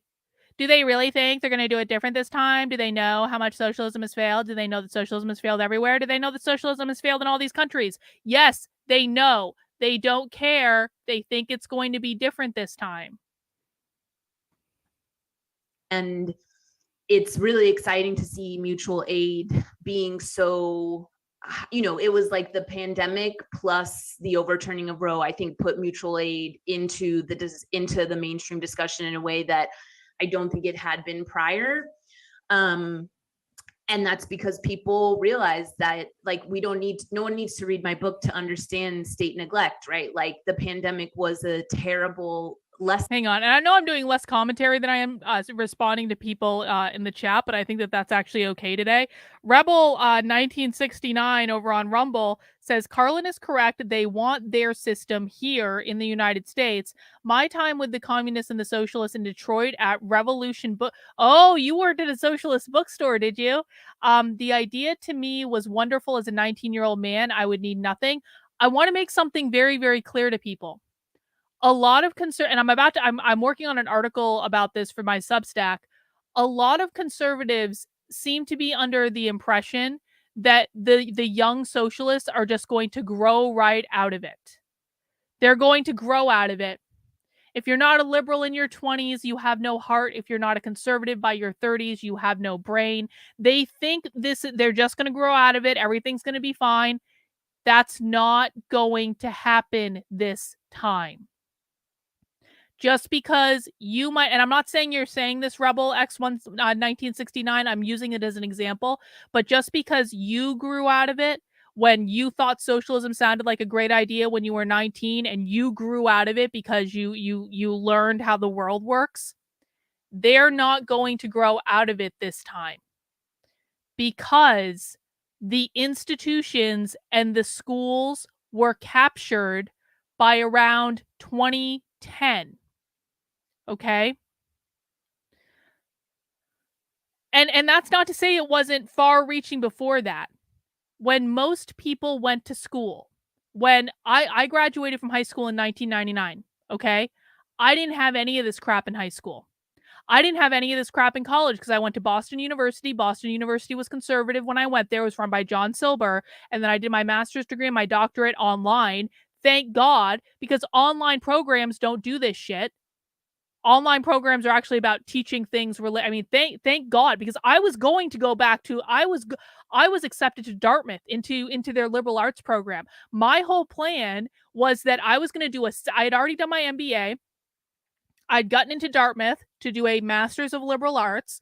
My entire plan was I was going to do a master's of liberal arts at Dartmouth, and then I was going to go to Yale. That was my serious plan in the 2000s. Okay. Thank God that didn't happen, because I would have been totally indoctrinated. But my point is this: when most of us went to school, this shit wasn't everywhere. It wasn't pervasive. It has fundamentally changed now. The people who are graduating from high school now have been learning these concepts their entire education, from the time they were in kindergarten. And not only have they been learning it all throughout K through 12 schools, but then they're going to go to college, and it's all going to be reinforced. They're not growing out of it this time. This is all they know. This is all they've been taught by the people that they trust. Their teachers. They're taught to trust your teachers. So for anyone who thinks that this is just a phase, it may have been in the past. And so I can understand why people would think that. In the past, you're young and idealistic when you're young, and you want everyone to provide everything for everyone, and then you go out and you get a job and you learn how the real world works. Do you know what's evidence for the fact that they're not growing out of it this time? Is everyone thought, I remember I was working in higher education in 2015, was it 2015, 2016? I think it might have been 2014. Whatever year. Do you guys remember, this was one of the first big social justice things where the students at Yale, in the middle of the quad at Yale or whatever, they started yelling at a faculty member because of Halloween costumes, and it was caught on video, and it went viral all over the internet. Yes, I saw this. I was unimpressed as always. Does anyone remember this? I think it was in 2014, it must be 2014, 2015, something like that. This viral video of all this social justice bullshit at Yale. So I was working at a higher ed consulting firm when that went viral. And I remember people were like, what is going on with the students at colleges where they're yelling and berating faculty members on video and everyone thinks this is okay? That was actually a pretty big effing moment in higher education. And everyone thought, oh, they're going to graduate, they're going to go have to get a job, and then they're going to grow out of it. That never happened. Because when they started graduating, do you know when diversity and inclusion really started taking off in organizations?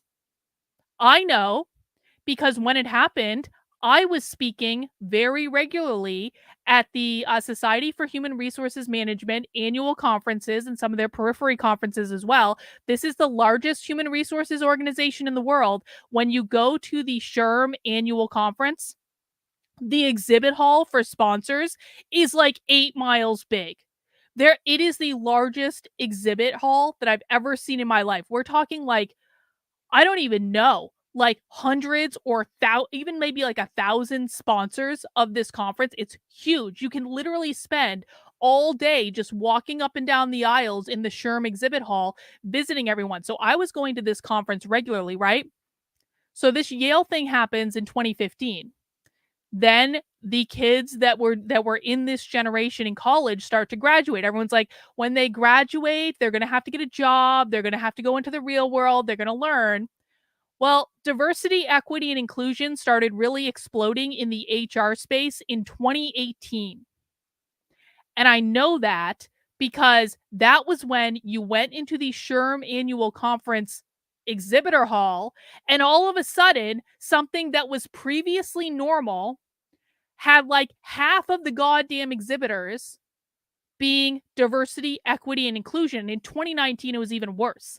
And like half the presentations at the largest HR conference of the goddamn year were all about diversity training, diversity training, diversity training, diversity training, diversity training. The kids didn't grow out of it. They brought it into the workplace, and the workplaces went along with it through the diversity training programs. And that's how we got the riots in 2020. That's how we get the state of affairs today. They're not growing out of it, guys. I'm sorry if people are relying on people growing older as a solution to this, but it ain't going to happen. And people need to start wrapping their head around that idea. They really do. Because I think a lot of conservatives are sticking their heads in the sand still and saying they're going to grow out of it. They're going to grow out of it. It's just a phase. Everyone grew out of it in the past. They're going to grow out of it. No, because they completed their long march through the institutions like circa 2010. It was different. The reason that people grew out of it is it was different then than it is now. Significantly different. They have significantly more power now. They have significantly more control now. They have taken over every institution with institutional power that can't be taken away from them via an election. Everything in society is reinforcing this perspective.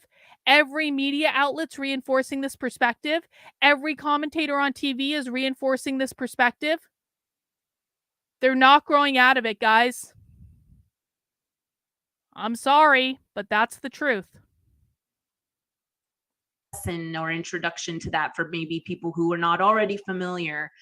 And now we're experiencing it in the realm of abortion, but we've also been experiencing it in the realm of maternal and child health care with maternal mortality rates and infant mortality rates. So there's a number of ways that it is a part of the world already, but I think it is on people's radar way more. And you know, abortion, just to like use this example of abortion funds that I think have been really in the mainstream of the conversation now post Dobbs. Abortion funds preceded Roe, and they had like a very robust history immediately following Roe because the Hyde Amendment made them a necessity by cutting off federal funds. You know, we only had 3 or 4 years of seeing what publicly funded abortion care looked like. I don't know. I think it's easy to throw around like the Hyde Amendment, but just to give people a sense of how drastically it changed the landscape. In 1977, Medicaid funded 300,000 abortions a year, and by 1997, it funded 300. So it is immense in its reach of like, and it kind of disciplines how we even think about what the state should provide. You know, I think it's difficult even to get people to think about like publicly funded healthcare, publicly funded abortion, because we've been disciplined in these ways. So mutual aid is an important antidote to that. And that's, you know, I can talk. All right, I got a super chat from Rottweiler. Thank you. That's why conservatives lost this one. They still operate and think in terms of the past, still not accepting socialists are too forward thinking. That's exactly right. That's exactly right.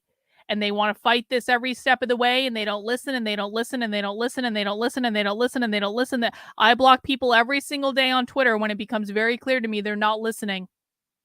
because I'm not going to put myself through that particular headache. When they start to listen, probably 5-7 years from now, it's going to be too late. The real pain is going to start in about 10 years. That's when Gen Z pretty much gets into the workplace. Then we're going to really start to experience some bullshit then. Talk more about some examples from the book, but I feel like I've now gone on for too long. So maybe I will raise that I'll weave that into another question if I can be so skillful. We'll see. So a common theme that we keep coming back to is really the ways that neoliberalism, that conservatism more broadly, and these approaches to the welfare state, state neglect, really kind of discipline, but also to a large extent destroy our imaginations of what's possible, of what we can expect from not just government, but our society more broadly, what our communities can and should look like.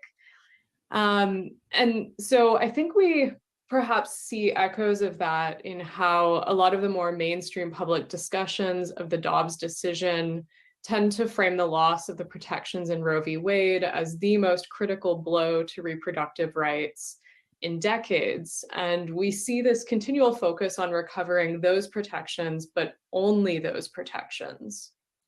So what do the principles and core goals of reproductive justice offer us to move us beyond just calls to save Roe, but in terms of a more expansive vision for the future for our communities?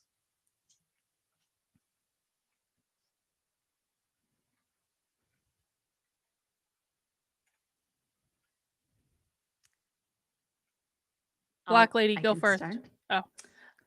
She's like, the black lady didn't go I mean, first. I Okay, think I'll do it. that one way to answer that is to continue the thread of the mutual aid discussion, which is, and maybe to like link it back to what I was saying earlier about Roe being a negative right, the right to privacy being like, okay, the state will stay out of your bedroom, or, keep the state off my body, kind of these political slogans. If we were to build a world in which the reproductive justice tenets that Prof. Luna mentioned at the beginning in her intro could be realized, that would require a very different that would require a very different role for government. It would require a very different kind of distribution of wealth and power and resources than we have right now. And so I think it is, I don't want to minimize the impact, like sort of the severe and deadly impact of the Dobbs decision.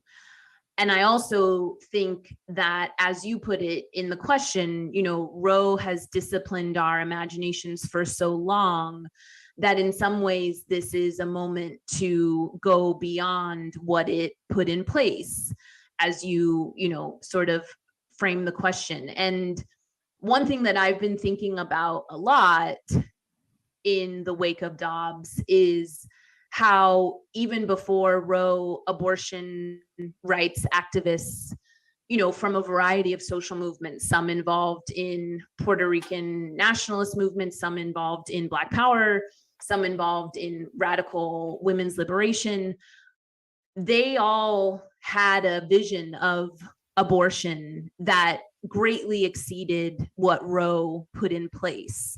Oftentimes, especially socialist women of color, paired the right to free abortion on demand with the right to be. She just literally referenced socialist women of color. Liberation. Hang on. I was looking up something. Hang on. I want to rewind this section. In the wake of Dobbs is how even before Roe, abortion rights activists, from a variety of social movements, some involved in Puerto Rican nationalist movements, some involved in Black Power, some involved in radical women's liberation. Radical means socialist. They all had a vision of abortion that greatly exceeded what Roe put in place. Oftentimes, especially socialist women of color, paired the Socialist right women to of free color. abortion on demand with the right to be free of sterilization abuse, of the right to have the resources, available to raise as many children as they might want to have. We have historical touchstones that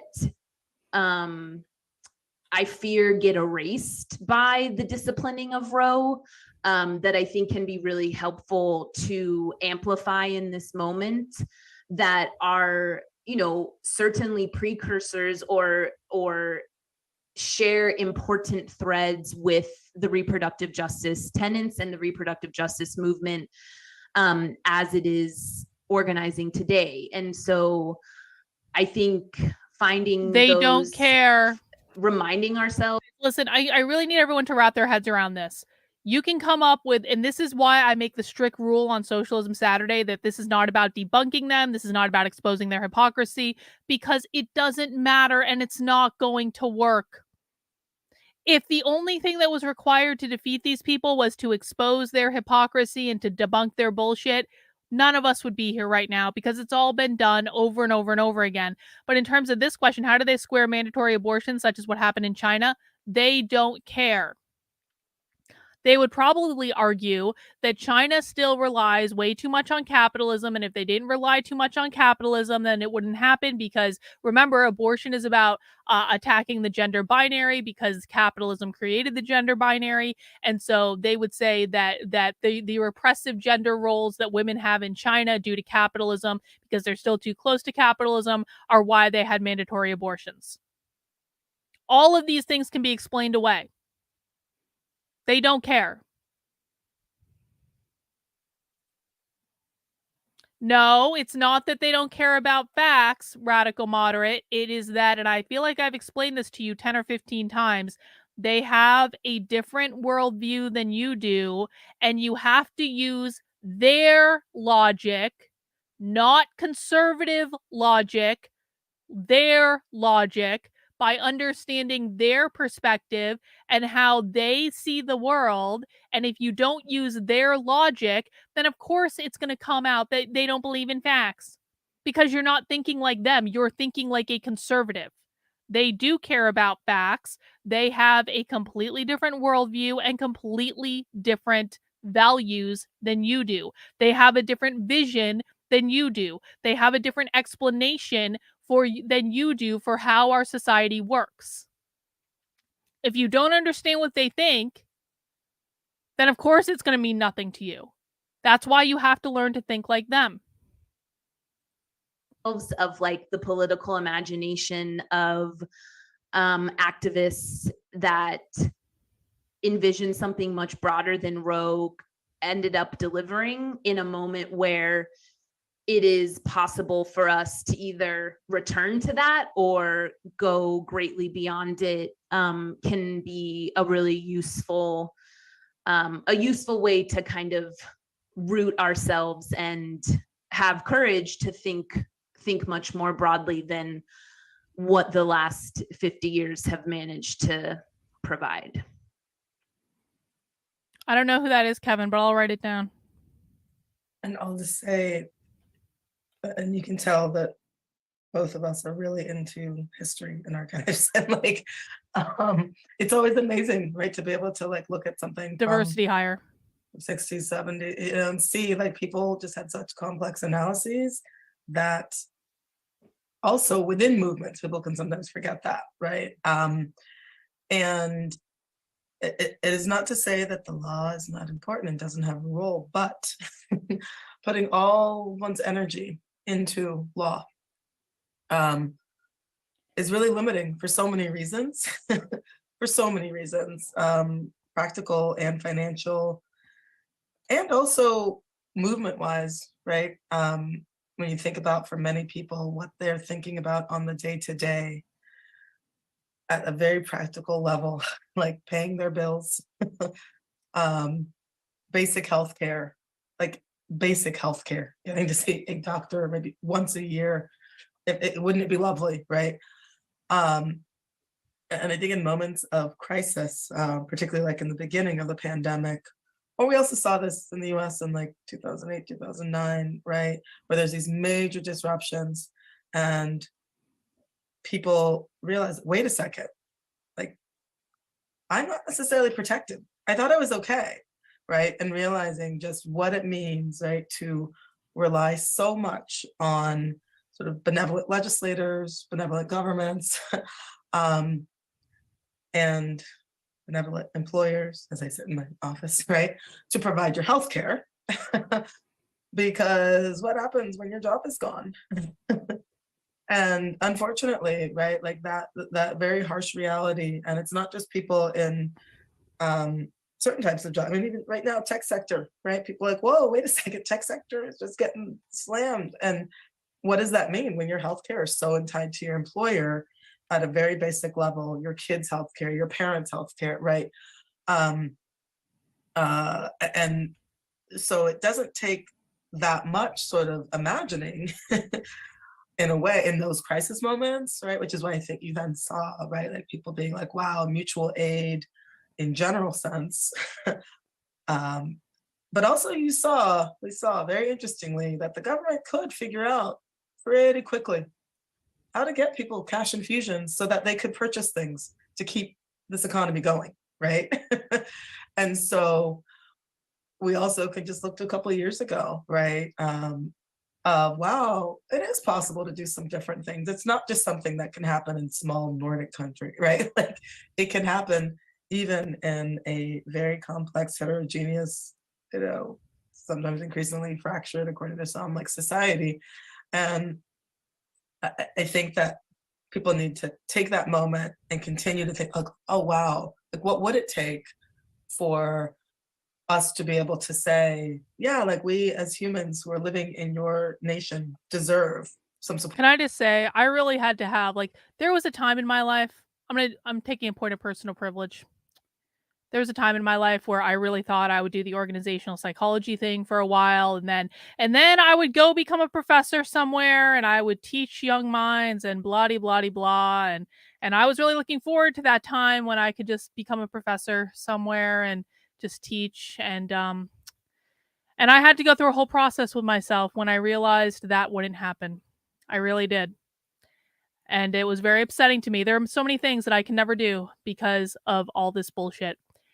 And it is made much more painful to me when I listen to women like this, who I am about 8,000 times smarter than this woman.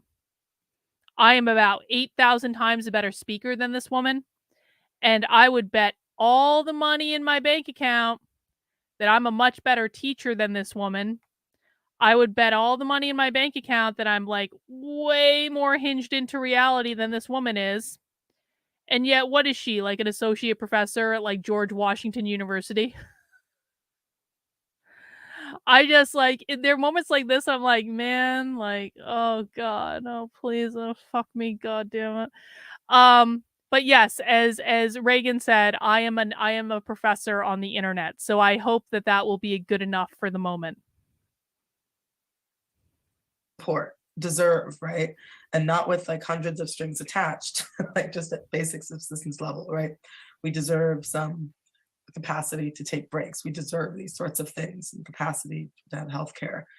And then think locally, like, yeah, okay, what would that take? I think that's one of the questions someone had. We can get to that later. Actually, let's get to that now. So just a reminder to those of you in the audience that we are taking questions in the Q&A section at the bottom of your screen. So please feel free to post questions for the rest of the talk.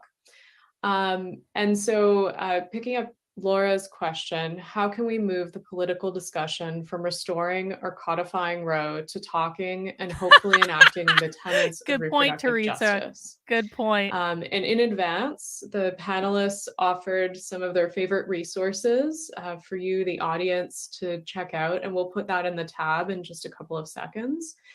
But while that is there, I wanted to invite both Professors Luna and Professor Matheson to maybe discuss, what do we need to do? What can audience members do on the ground in their local communities to help advance reproductive justice?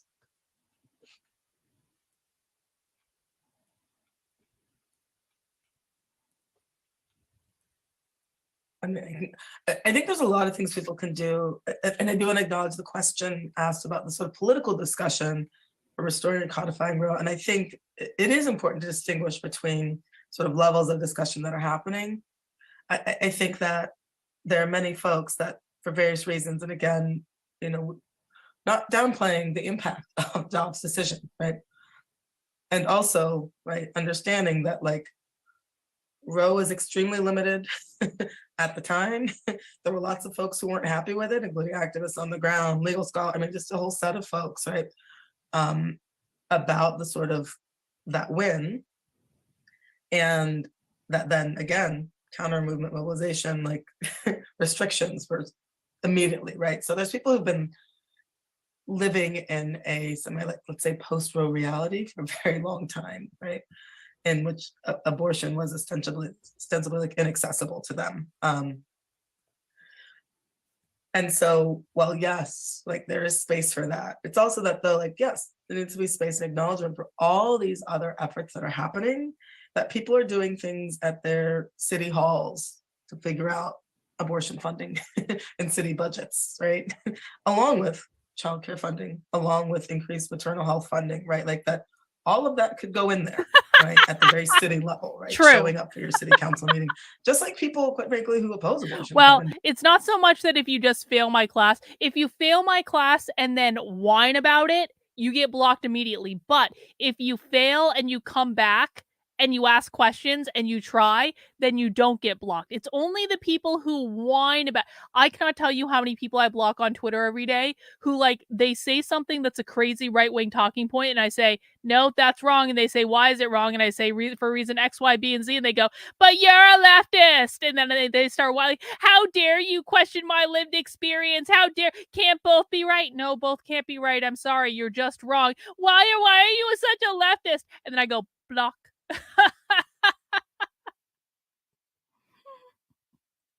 Doing for decades, right?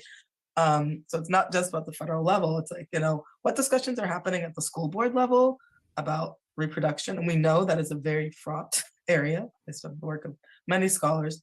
And yet also, like, that's a space of intervention, right? Because what people even know at a basic level, like I teach repro and students, they know, right? Like that they are not getting, their full education, and that there's a human right to education, right? And that includes education about your body, family possibilities, right? There's all these different ways, family possibilities, different organizations, families of and choice initiatives are doing this work.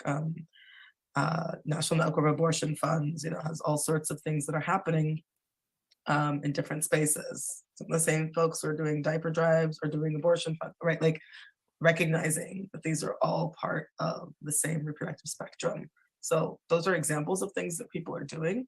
And Professor Matheson, you can add to that. I think, I guess the way that I think most about this question is in terms of, there was a breakthrough moment, I suppose, that the pandemic created in terms of talking about it. Get framed as the in the language of care, but I think we were really talking about reproductive labor for the first time as like having a national conversation about labor that is usually invisible, either because it's like, quote unquote, a labor of love, like you just take care of your loved ones because love is like this infinite resource that just keeps you going forever and ever. Hang on, Bill has a good question in the chat. If socialism is now being institutionalized in other third world countries, they begin removing their opposition. When do you think that will begin? Isn't it already? Isn't it already starting? What are they doing to Trump? Like, does anyone think that what they're doing to Trump is because Trump committed all these heinous crimes? No, they're trying to remove their opposition.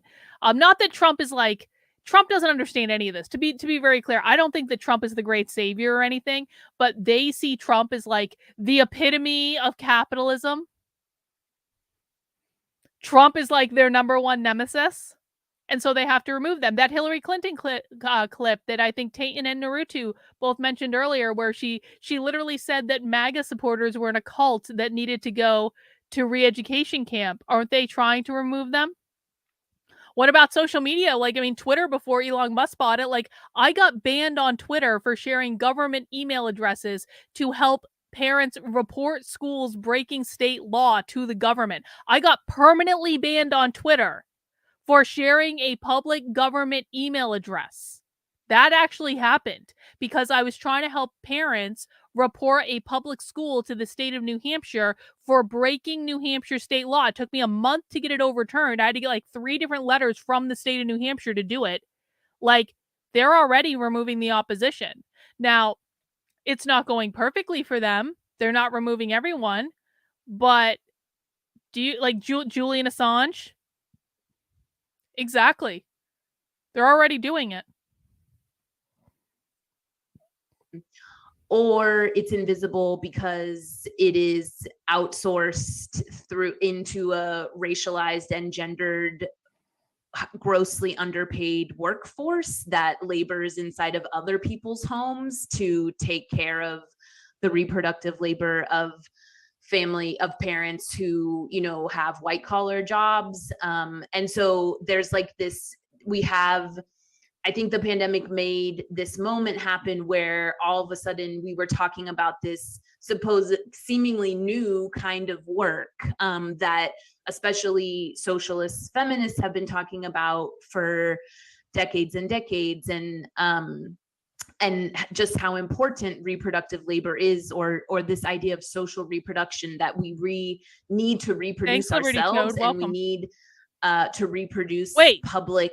Hang on. She just say so. I think the pandemic made. She just said social reproduction theory, which is the thing that socialists use to justify abolishing the nuclear family. I think Jordan Peterson had to go to re-education camp, but it didn't really matter. I mean, he's not really practicing anyway. Social reproduction theory is the thing that socialists use to justify abolishing the nuclear family, because this is what they use to say that the nuclear family upholds capitalism. This moment happen where all of a sudden we were talking about this supposed seemingly new kind of work that especially socialist feminists have been talking about for decades and decades, and just how important reproductive labor is, or this idea of social reproduction, that we need to reproduce ourselves, and we need to reproduce the public kind of resources that they consider children to be the public resources. Remember that. We need to reproduce public resources. They consider children to be public resources that they need to liberate from the nuclear family. That are necessary for a functioning society, that is often. And right now the children are being born and raised due to unpaid labor at the expense of the private family, and those children are basically going to replace the older generation of workers. That's how the children are upholding capitalism. They're resupplying workers to the capitalist workforce. Historically, and continues to be gendered and racialized work that is deeply undervalued and often not seen as work at all. And so, I think that is a really important opening for anyone who wants to kind of move to imagine beyond Roe and abortion, and think about the right to have children and raise them with dignity in safe and healthy environments, because They think that they can only have children and raise them in safe and healthy environments with dignity in a world without capitalism. Just to be very clear, she's not going to say this, but that's what she means. That we need to first see that as valuable if we are going to like achieve that those RJ tenants. And in DC, for example, there's been a very successful campaign called Under 3 DC that is trying to get universal daycare for any child under 3. There's a plan to sort of like build that out to even older ages for universal kindergarten. So finding those kinds of campaigns and making the connection to, I don't think the Under 3 DC campaign necessarily uses the language of reproductive justice, but that is definitely an art, like that falls right within the reproductive justice framework. And so making those connections clearer in political discussions, I think is one way to kind of expand our horizon. And I really liked the example of like doing abortion funds and diaper drives, or like, full spectrum doulaing, anything that illustrates the spectrum of reproductive experiences and decision making. Well, they don't believe the nuclear family should exist. So what do you think? They believe that they need to, socialists believe that they need to abolish the private nuclear family in order to abolish capitalism. They do not believe that they can abolish capitalism until they abolish the family. So what do you think?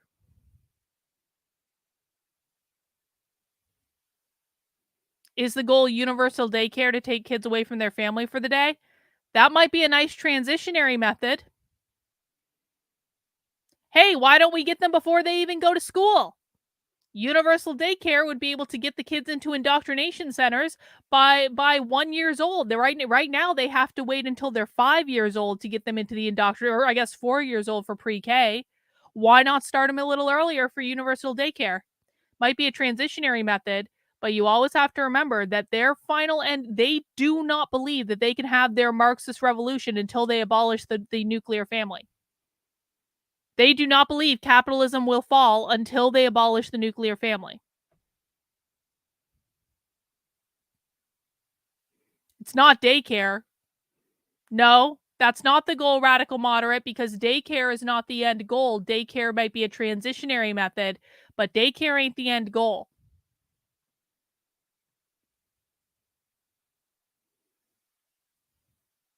That doesn't like artificially silo not having children, abortion and contraception over here, having children, pregnancy, raising, creating a family over here. The more that those initiatives can illustrate the reality and complexity of reproductive experiences, I think is really, really powerful and useful. Great. So one question we've got is a request to discuss the relationship between reproductive justice and the intersection of reproductive justice and reproductive rights with trans rights. Oh! What did I say? What did I say at the beginning? What did I say at the beginning of this of happy hour? I said the reason we're watching reproductive justice is because socialists always talk about reproductive justice and trans stuff in like the same effing sentence at the same conferences and the same presentations. They always talk about reproductive justice and trans together. Listen to this question again. What just got asked? Great. So one question we've got is a request to discuss the relationship between reproductive justice and the intersection of reproductive justice and reproductive rights with trans rights.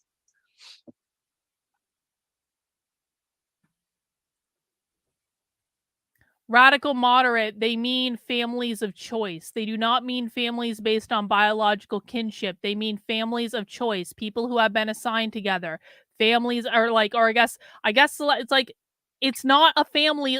It is radical. Bro, I'm gonna beep this out of you. I swear to God. You have got to stop thinking like a fucking conservative. They do not mean family in the way that you are conceiving it, because you are thinking of the conservative definition of family, not the socialist definition of family, which is family of choice that is not based on biological kinship.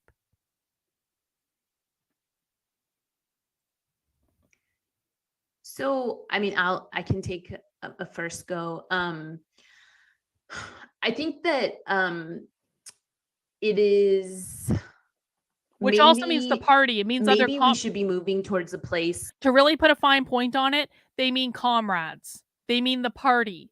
The party. Your comrades are going to take the place of your biological family.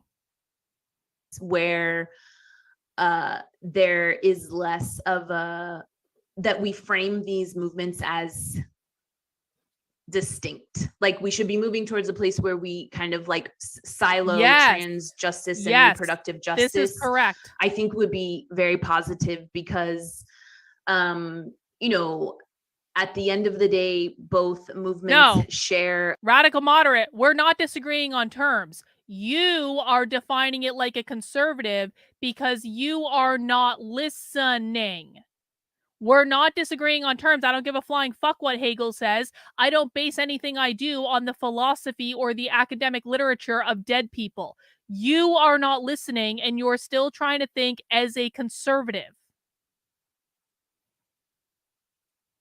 A very fundamental principle, which is bodily autonomy and self-determination. And, you know, I was listening to a webinar with Chase Strangio and Kara Bridges at UC Berkeley hosted. And I thought that Chase Strangio put it very well, that like we all have sexed bodies. And in order to have like the full range of life chances, we need to be able to have determination over what our sex bodies do and become and engage in or don't. And sexed bodies are... I apologize, but I need to go back and listen to this again because I was so annoyed by radical moderate shilling conservative talking points that I wasn't listening. I apologize, guys. My bad. It is maybe we should be moving towards a place where there is less of a, that we frame these movements as distinct. Like we should be moving towards a place where we kind of like silo trans justice and reproductive justice. I think would be very positive because that's interesting. Okay. At the end of the day, both movements share a very fundamental principle, which is bodily autonomy and self-determination. That's why they conflate trans and reproductive justice. You know, I was listening to a webinar with Chase Strangio and Kara Bridges at UC Berkeley hosted. And I thought that Chase Strangio put it very well, that like we all have sexed bodies, and in order to gendered, that means gendered, have like a the full range of life chances, we need to be able to have determination over what our sex bodies do and become gendered and engage in or don't. And sexed bodies are historically and continue to be a major vehicle through which the state enacts violence and control. And so it is a battle that, you know, reproductive justice and trans justice advocates are already engaged in. And I think that they're, rather than, you know, you didn't frame the question this way, but if people have been following the very frustrating rhetoric.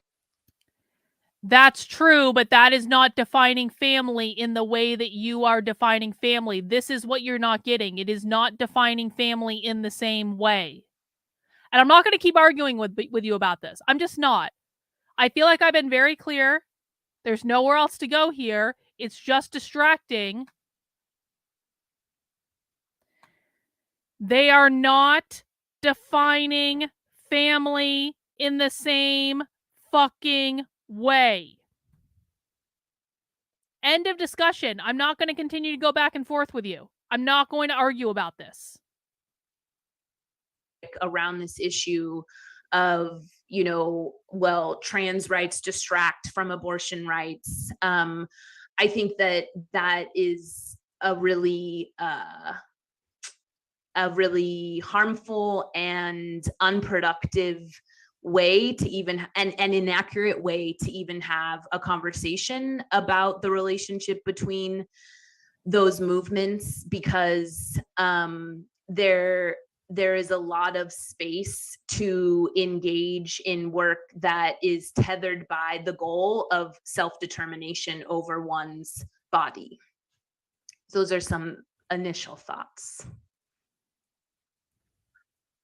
Yeah, and I think it's also helpful to look at what's happening in many places on the ground. And I Trans mean, it's people been are literally dying.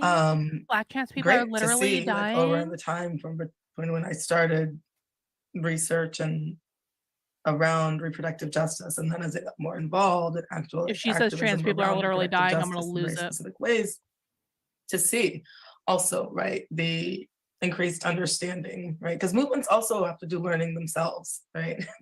Movements are composed of people. People don't come with some pre-created list of all the insights that are going to be coming in the next 30 years. Like, that's just not how that works, right? There's continual learning happening across movements, in movement spaces, at the individual level. Here's the thing. When I first red pilled and went viral on the internet, I made a video teaching a concept that I've taught for years and years and years. It's basic psychology. It is not controversial. I'm not going to do the whole thing, but I'm going to give you the punchline. Human beings make decisions emotionally, and then they justify them rationally. That is the way the brain works. We make decisions emotionally, and then we justify those decisions rationally. We do not, logic is not the primary, logic is not the primary driver of the decision-making process of our brain, of our brains. Emotion is much more powerful than logic when it comes to how we make decisions. And then we use logic to justify that emotional decision. When I posted that video, I got such backlash from conservatives. We don't make decisions emotionally. We only make decisions logically. We would never do this. You're still a leftist. We only make decisions using logic. It's leftists who use emotion. You must be thinking about leftists when you say no. Because that's the way the brain is hardwired to work. So when Teresa says, I think the problem is we are letting our feelings block our mind, which is what we accuse the left of. Teresa, that's the way your brain works. There ain't no getting around it. You can't wish upon a star and wish it didn't work that way. You can't change it no matter how many times you look in the mirror and say, we make decisions logically. We make decisions logically. We're the most logical. We're the most logical. No, you're not. You're no different than them. I think you're starting to, like, in how your brain processes information. Everyone's brain's a little bit different, but, like, not in this regard. Every human being in the world makes decisions emotionally and then justifies them rationally. Liberty Toad says, I'm a right-wing conservative and our echo chamber is our biggest obstacle. Ain't that the truth? Kurt also brings up a great point. Confirmation bias is a huge factor in human personality. If you don't know what it is, look it up. Confirmation bias is, no, I haven't really read that much. I've got a PhD in psychology, bro. I've got my own game. I actually haven't read him that much. I mean, I've read, like, The Coddling of the American Mind, but that was about, it was a good book, but, like, that's about all I've read of Haidt. I haven't read him that much. Yeah, so confirmation bias is the idea that we we selectively pick out information that we consider that confirms the position that we've already decided on. This is why when you're doing academic research, and this is something I learned in my shitty online school, but apparently these people who teach at Harvard and Brown and George Washington University, they never learned this. When you're doing academic research, one of the things you have to do is to seek out sources of information that specifically contradict the conclusions that you'll think you'll come to. You have to proactively do that. Otherwise, you're engaging in confirmation bias and you're only looking at sources of information that back up the conclusion that you've made, which may not be a full investigation into all the sources out there. Yeah.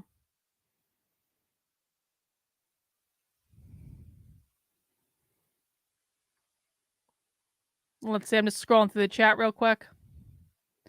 Yeah, I've never read The Righteous Mind, but the idea that you make decisions emotionally and justify them rationally, again, this is like this is psychology 101. Like I've been talking about this for a really long, I mean, even before I finished my PhD in psychology, which I think was, I've been talking about this since the mid-aughts, essentially. And so I think that's before The Righteous Mind. So I'm sure it's in there. I'm not questioning that it's in there. I'm just saying that I haven't read him all that much. And so it absolutely did not come from him. That's like it's been talked about for millennia. I didn't invent it either, by the way. Coalition level and state levels and federal levels and international levels, right? So even within conference spaces to see, right, the shifting understandings and moving from necessarily things being like a separate workshop or something to actually being like, oh, part of even how like the forms are created for a thing, right? Like that is part of the shifting that well also yes, like people wanting to have workshops, great, and also like how things are being structured in particular conference spaces, right, makes a difference, right? When you think about everything from gender expression to disability, right, you think about religious practices, like how is that actually integrated into the movement practice? And I will say sometimes when I see discussions, and it depends really where the space is, like online is a real space, and also online isn't the only space, right? Because like sometimes I've literally been at a conference that's happening and I can see a set of people having a discussion online that seems very abstract and disconnected from what literally is happening in the conference, where people are actually actively doing a set of things and having discussions, and yes, also sometimes having conflicts, but also working through those conflicts. So I also think it's really important for people to keep that in mind. And it's not always possible to be in those movement spaces. I understand that's not possible all the time, but continually, both in my research and then just, in general, people who are like going to the space like, oh my gosh, wow, this is so amazing. Like, what's it like to be in a conference or a physical space for a little while where people are like acknowledging identities, experiences. I love that she's talking about like going to this is how, again, diversity hire. She's talking about like going to an in-person conference is like this amazing thing.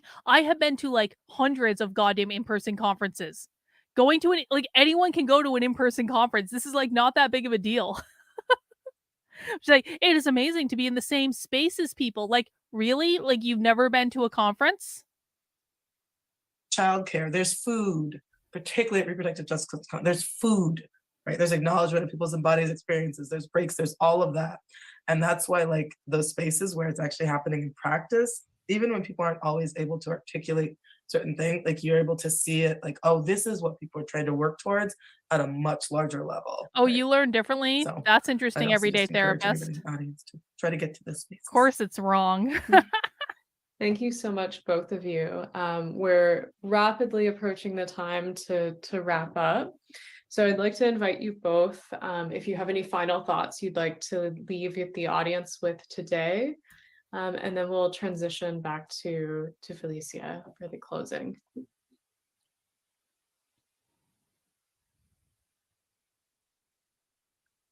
I can start if you, I guess just to return to your question, we've there is now this very helpful resource sheet that is in the chat. And something that I've been thinking about in terms of like the response to Dobbs and what should people do.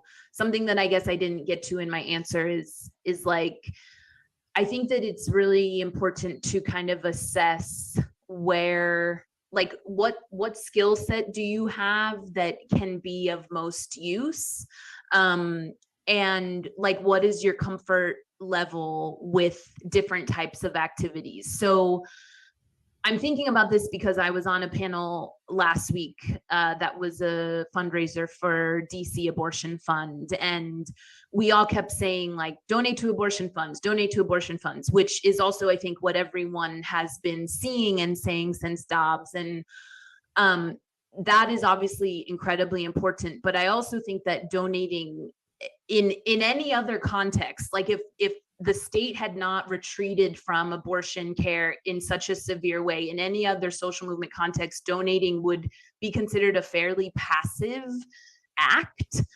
And so I'm not saying that to say don't donate. Obviously, you should donate. But also, I think like something I've been thinking a lot about is how to empower oneself and one's community in this moment with resources and information and kind of take back control over the care of abortion. And so something I ended up saying there that I'm going to say here is, you know, there are a ton of resources now about how to administer medication abortion. Many of them The are on this abortion resource pill, they list. love the abortion I think pill. that it They is love it. totally an empowering and radical act Radical to means socialism. either learn with yourself how you might administer medication abortion, to learn with a group of friends, to learn with a group of coworkers. If you have a space where you can organize a training with someone who can teach you how to administer medication abortion, you know, it's a fairly straightforward and safe thing to do in the privacy of one's own home. And I think that that is, you bleed you the know, child in out into the keeping with toilet. feminist and queer trans health activisms Queer. of like Ding, ding, seizing ding. the means of reproduction for our own ends from a medical establishment. Wait. She literally just says seizing the means of the abortion pill is seizing the means of reproduction from the medical establishment. Seriously? Could you be any more socialist, Sarah, professor at Brown University or George Washington University or University of Washington in St. Louis, whichever one you're a professor of? Which one is Sarah? Brown. Oh, Sarah. No, Sarah. No, she's from George Washington. I'm sorry. The Black diversity hire is from Washington University in St. Louis. George Washington University, you want to seize the means of reproduction? Let's rewind. It's a fairly straightforward and safe thing to do in the privacy of one's own home. And I think that that is, you know, in keeping with feminist and queer trans health activisms of like seizing the means of reproduction for our own ends from a medical establishment that has been gatekeeping and exclusionary, from a system of capitalism that keeps resources out of our hands. That can be that. I think that's like in keeping with a very radical tradition that I invite people to kind of bring with a very. I'm sorry. She just went full fucking socialist in her closing statement, and I need to clip this whole thing because I want to I want to do like a video vault thing on my Substack. I have this new feature called a video vault, in which I'm purposefully putting all of the best socialist clips that I get in the video vault on the Substack, because that way I can reference them later. Hang on. Clipping time. Okay, hang on. We're gonna go back to when she starts talking basically about abortion pills. Thank you guys for your patience.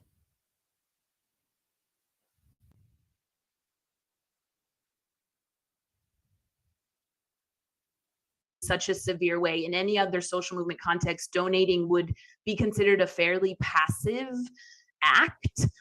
And so I'm not saying that to say don't donate. Obviously, you should donate.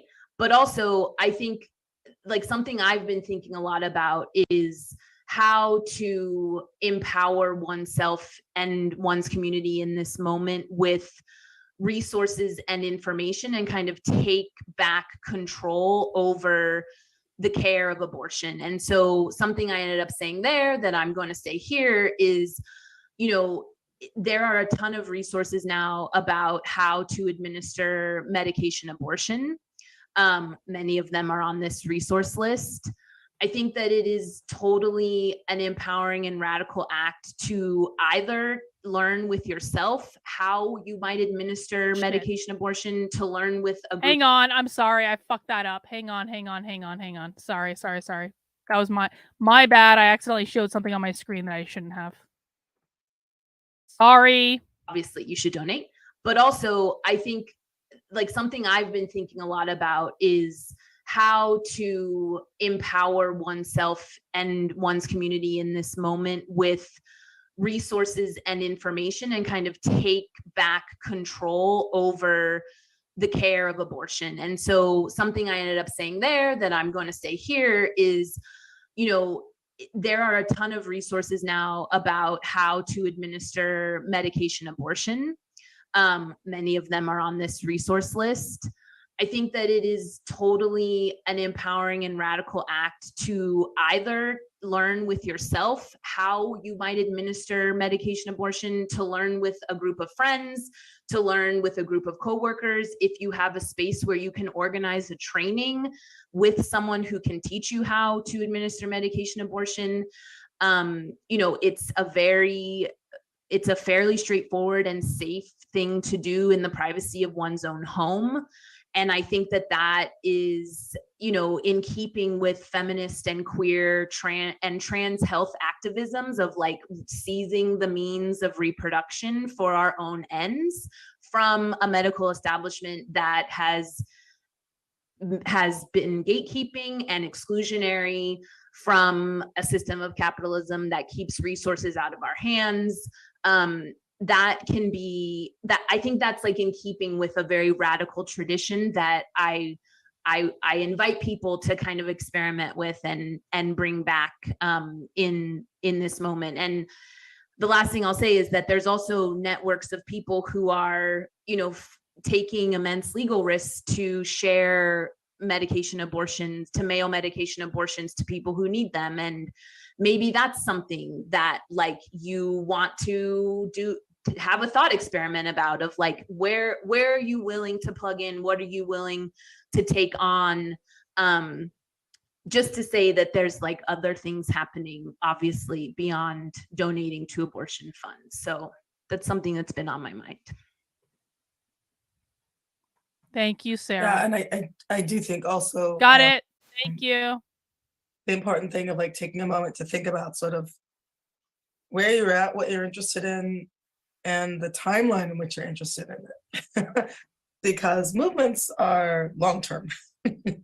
And no matter what happens next, like it's a long term, right? And that means, right, that there's also a lot of different ways that people can engage. Obviously, people on this webinar are also interested in like learning more, right? And so some of the resources that are on there are about just like understanding more around certain histories, and others are around like, yes, beyond donating, but like, okay, can you learn to help staff a phone line around something, right? Can you do this type of thing? Like also like, what's your, you know, capacity for online things, right? Because also people just have different comfort levels. And I will say that I think that's been, there is no one right thing to do, right? Because there's a range of people and a range of needs. And I think that is important to emphasize, right? There's many spaces of contribution and intervention, particularly if you're interested in thinking about the long term and helping grow movements and meet movements where they're at and what they need based on the wisdom of decades of experience. And that's the other thing I think is super important when people are interested in getting involved, is like understanding like we're always all learning, and there's a humbleness to that. I'm still learning, I'm still learning things, right? And that means like I can be more effective as a contributor by recognizing that I don't have all the answers, and there's other experts out there, right, who absolutely do. And I need to also ask them, like, what is it that they need in this moment, right? And there's, the resource sheet that was created, and then there's links to other resource sheets on here for also thinking about the types of thing, because for some people it's also like, I'd like to buy some merch just to like, when I'm outside, to get people thinking differently, like to raise the question, like that might be your way of doing it. Whereas others might be like, yeah, I want to try to access things medical wise. Like I want to do a range of things. Like it's all needed. Yeah, it's all important. So.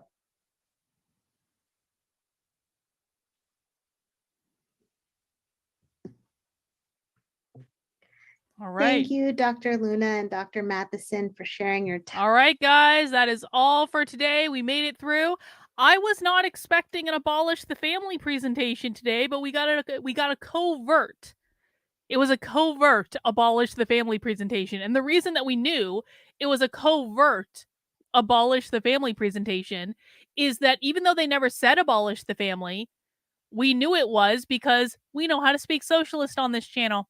Because every Saturday at 6 p.m. we do Socialism Saturday. I hope you'll enjoy me. You'll join me for Socialism Saturday tomorrow.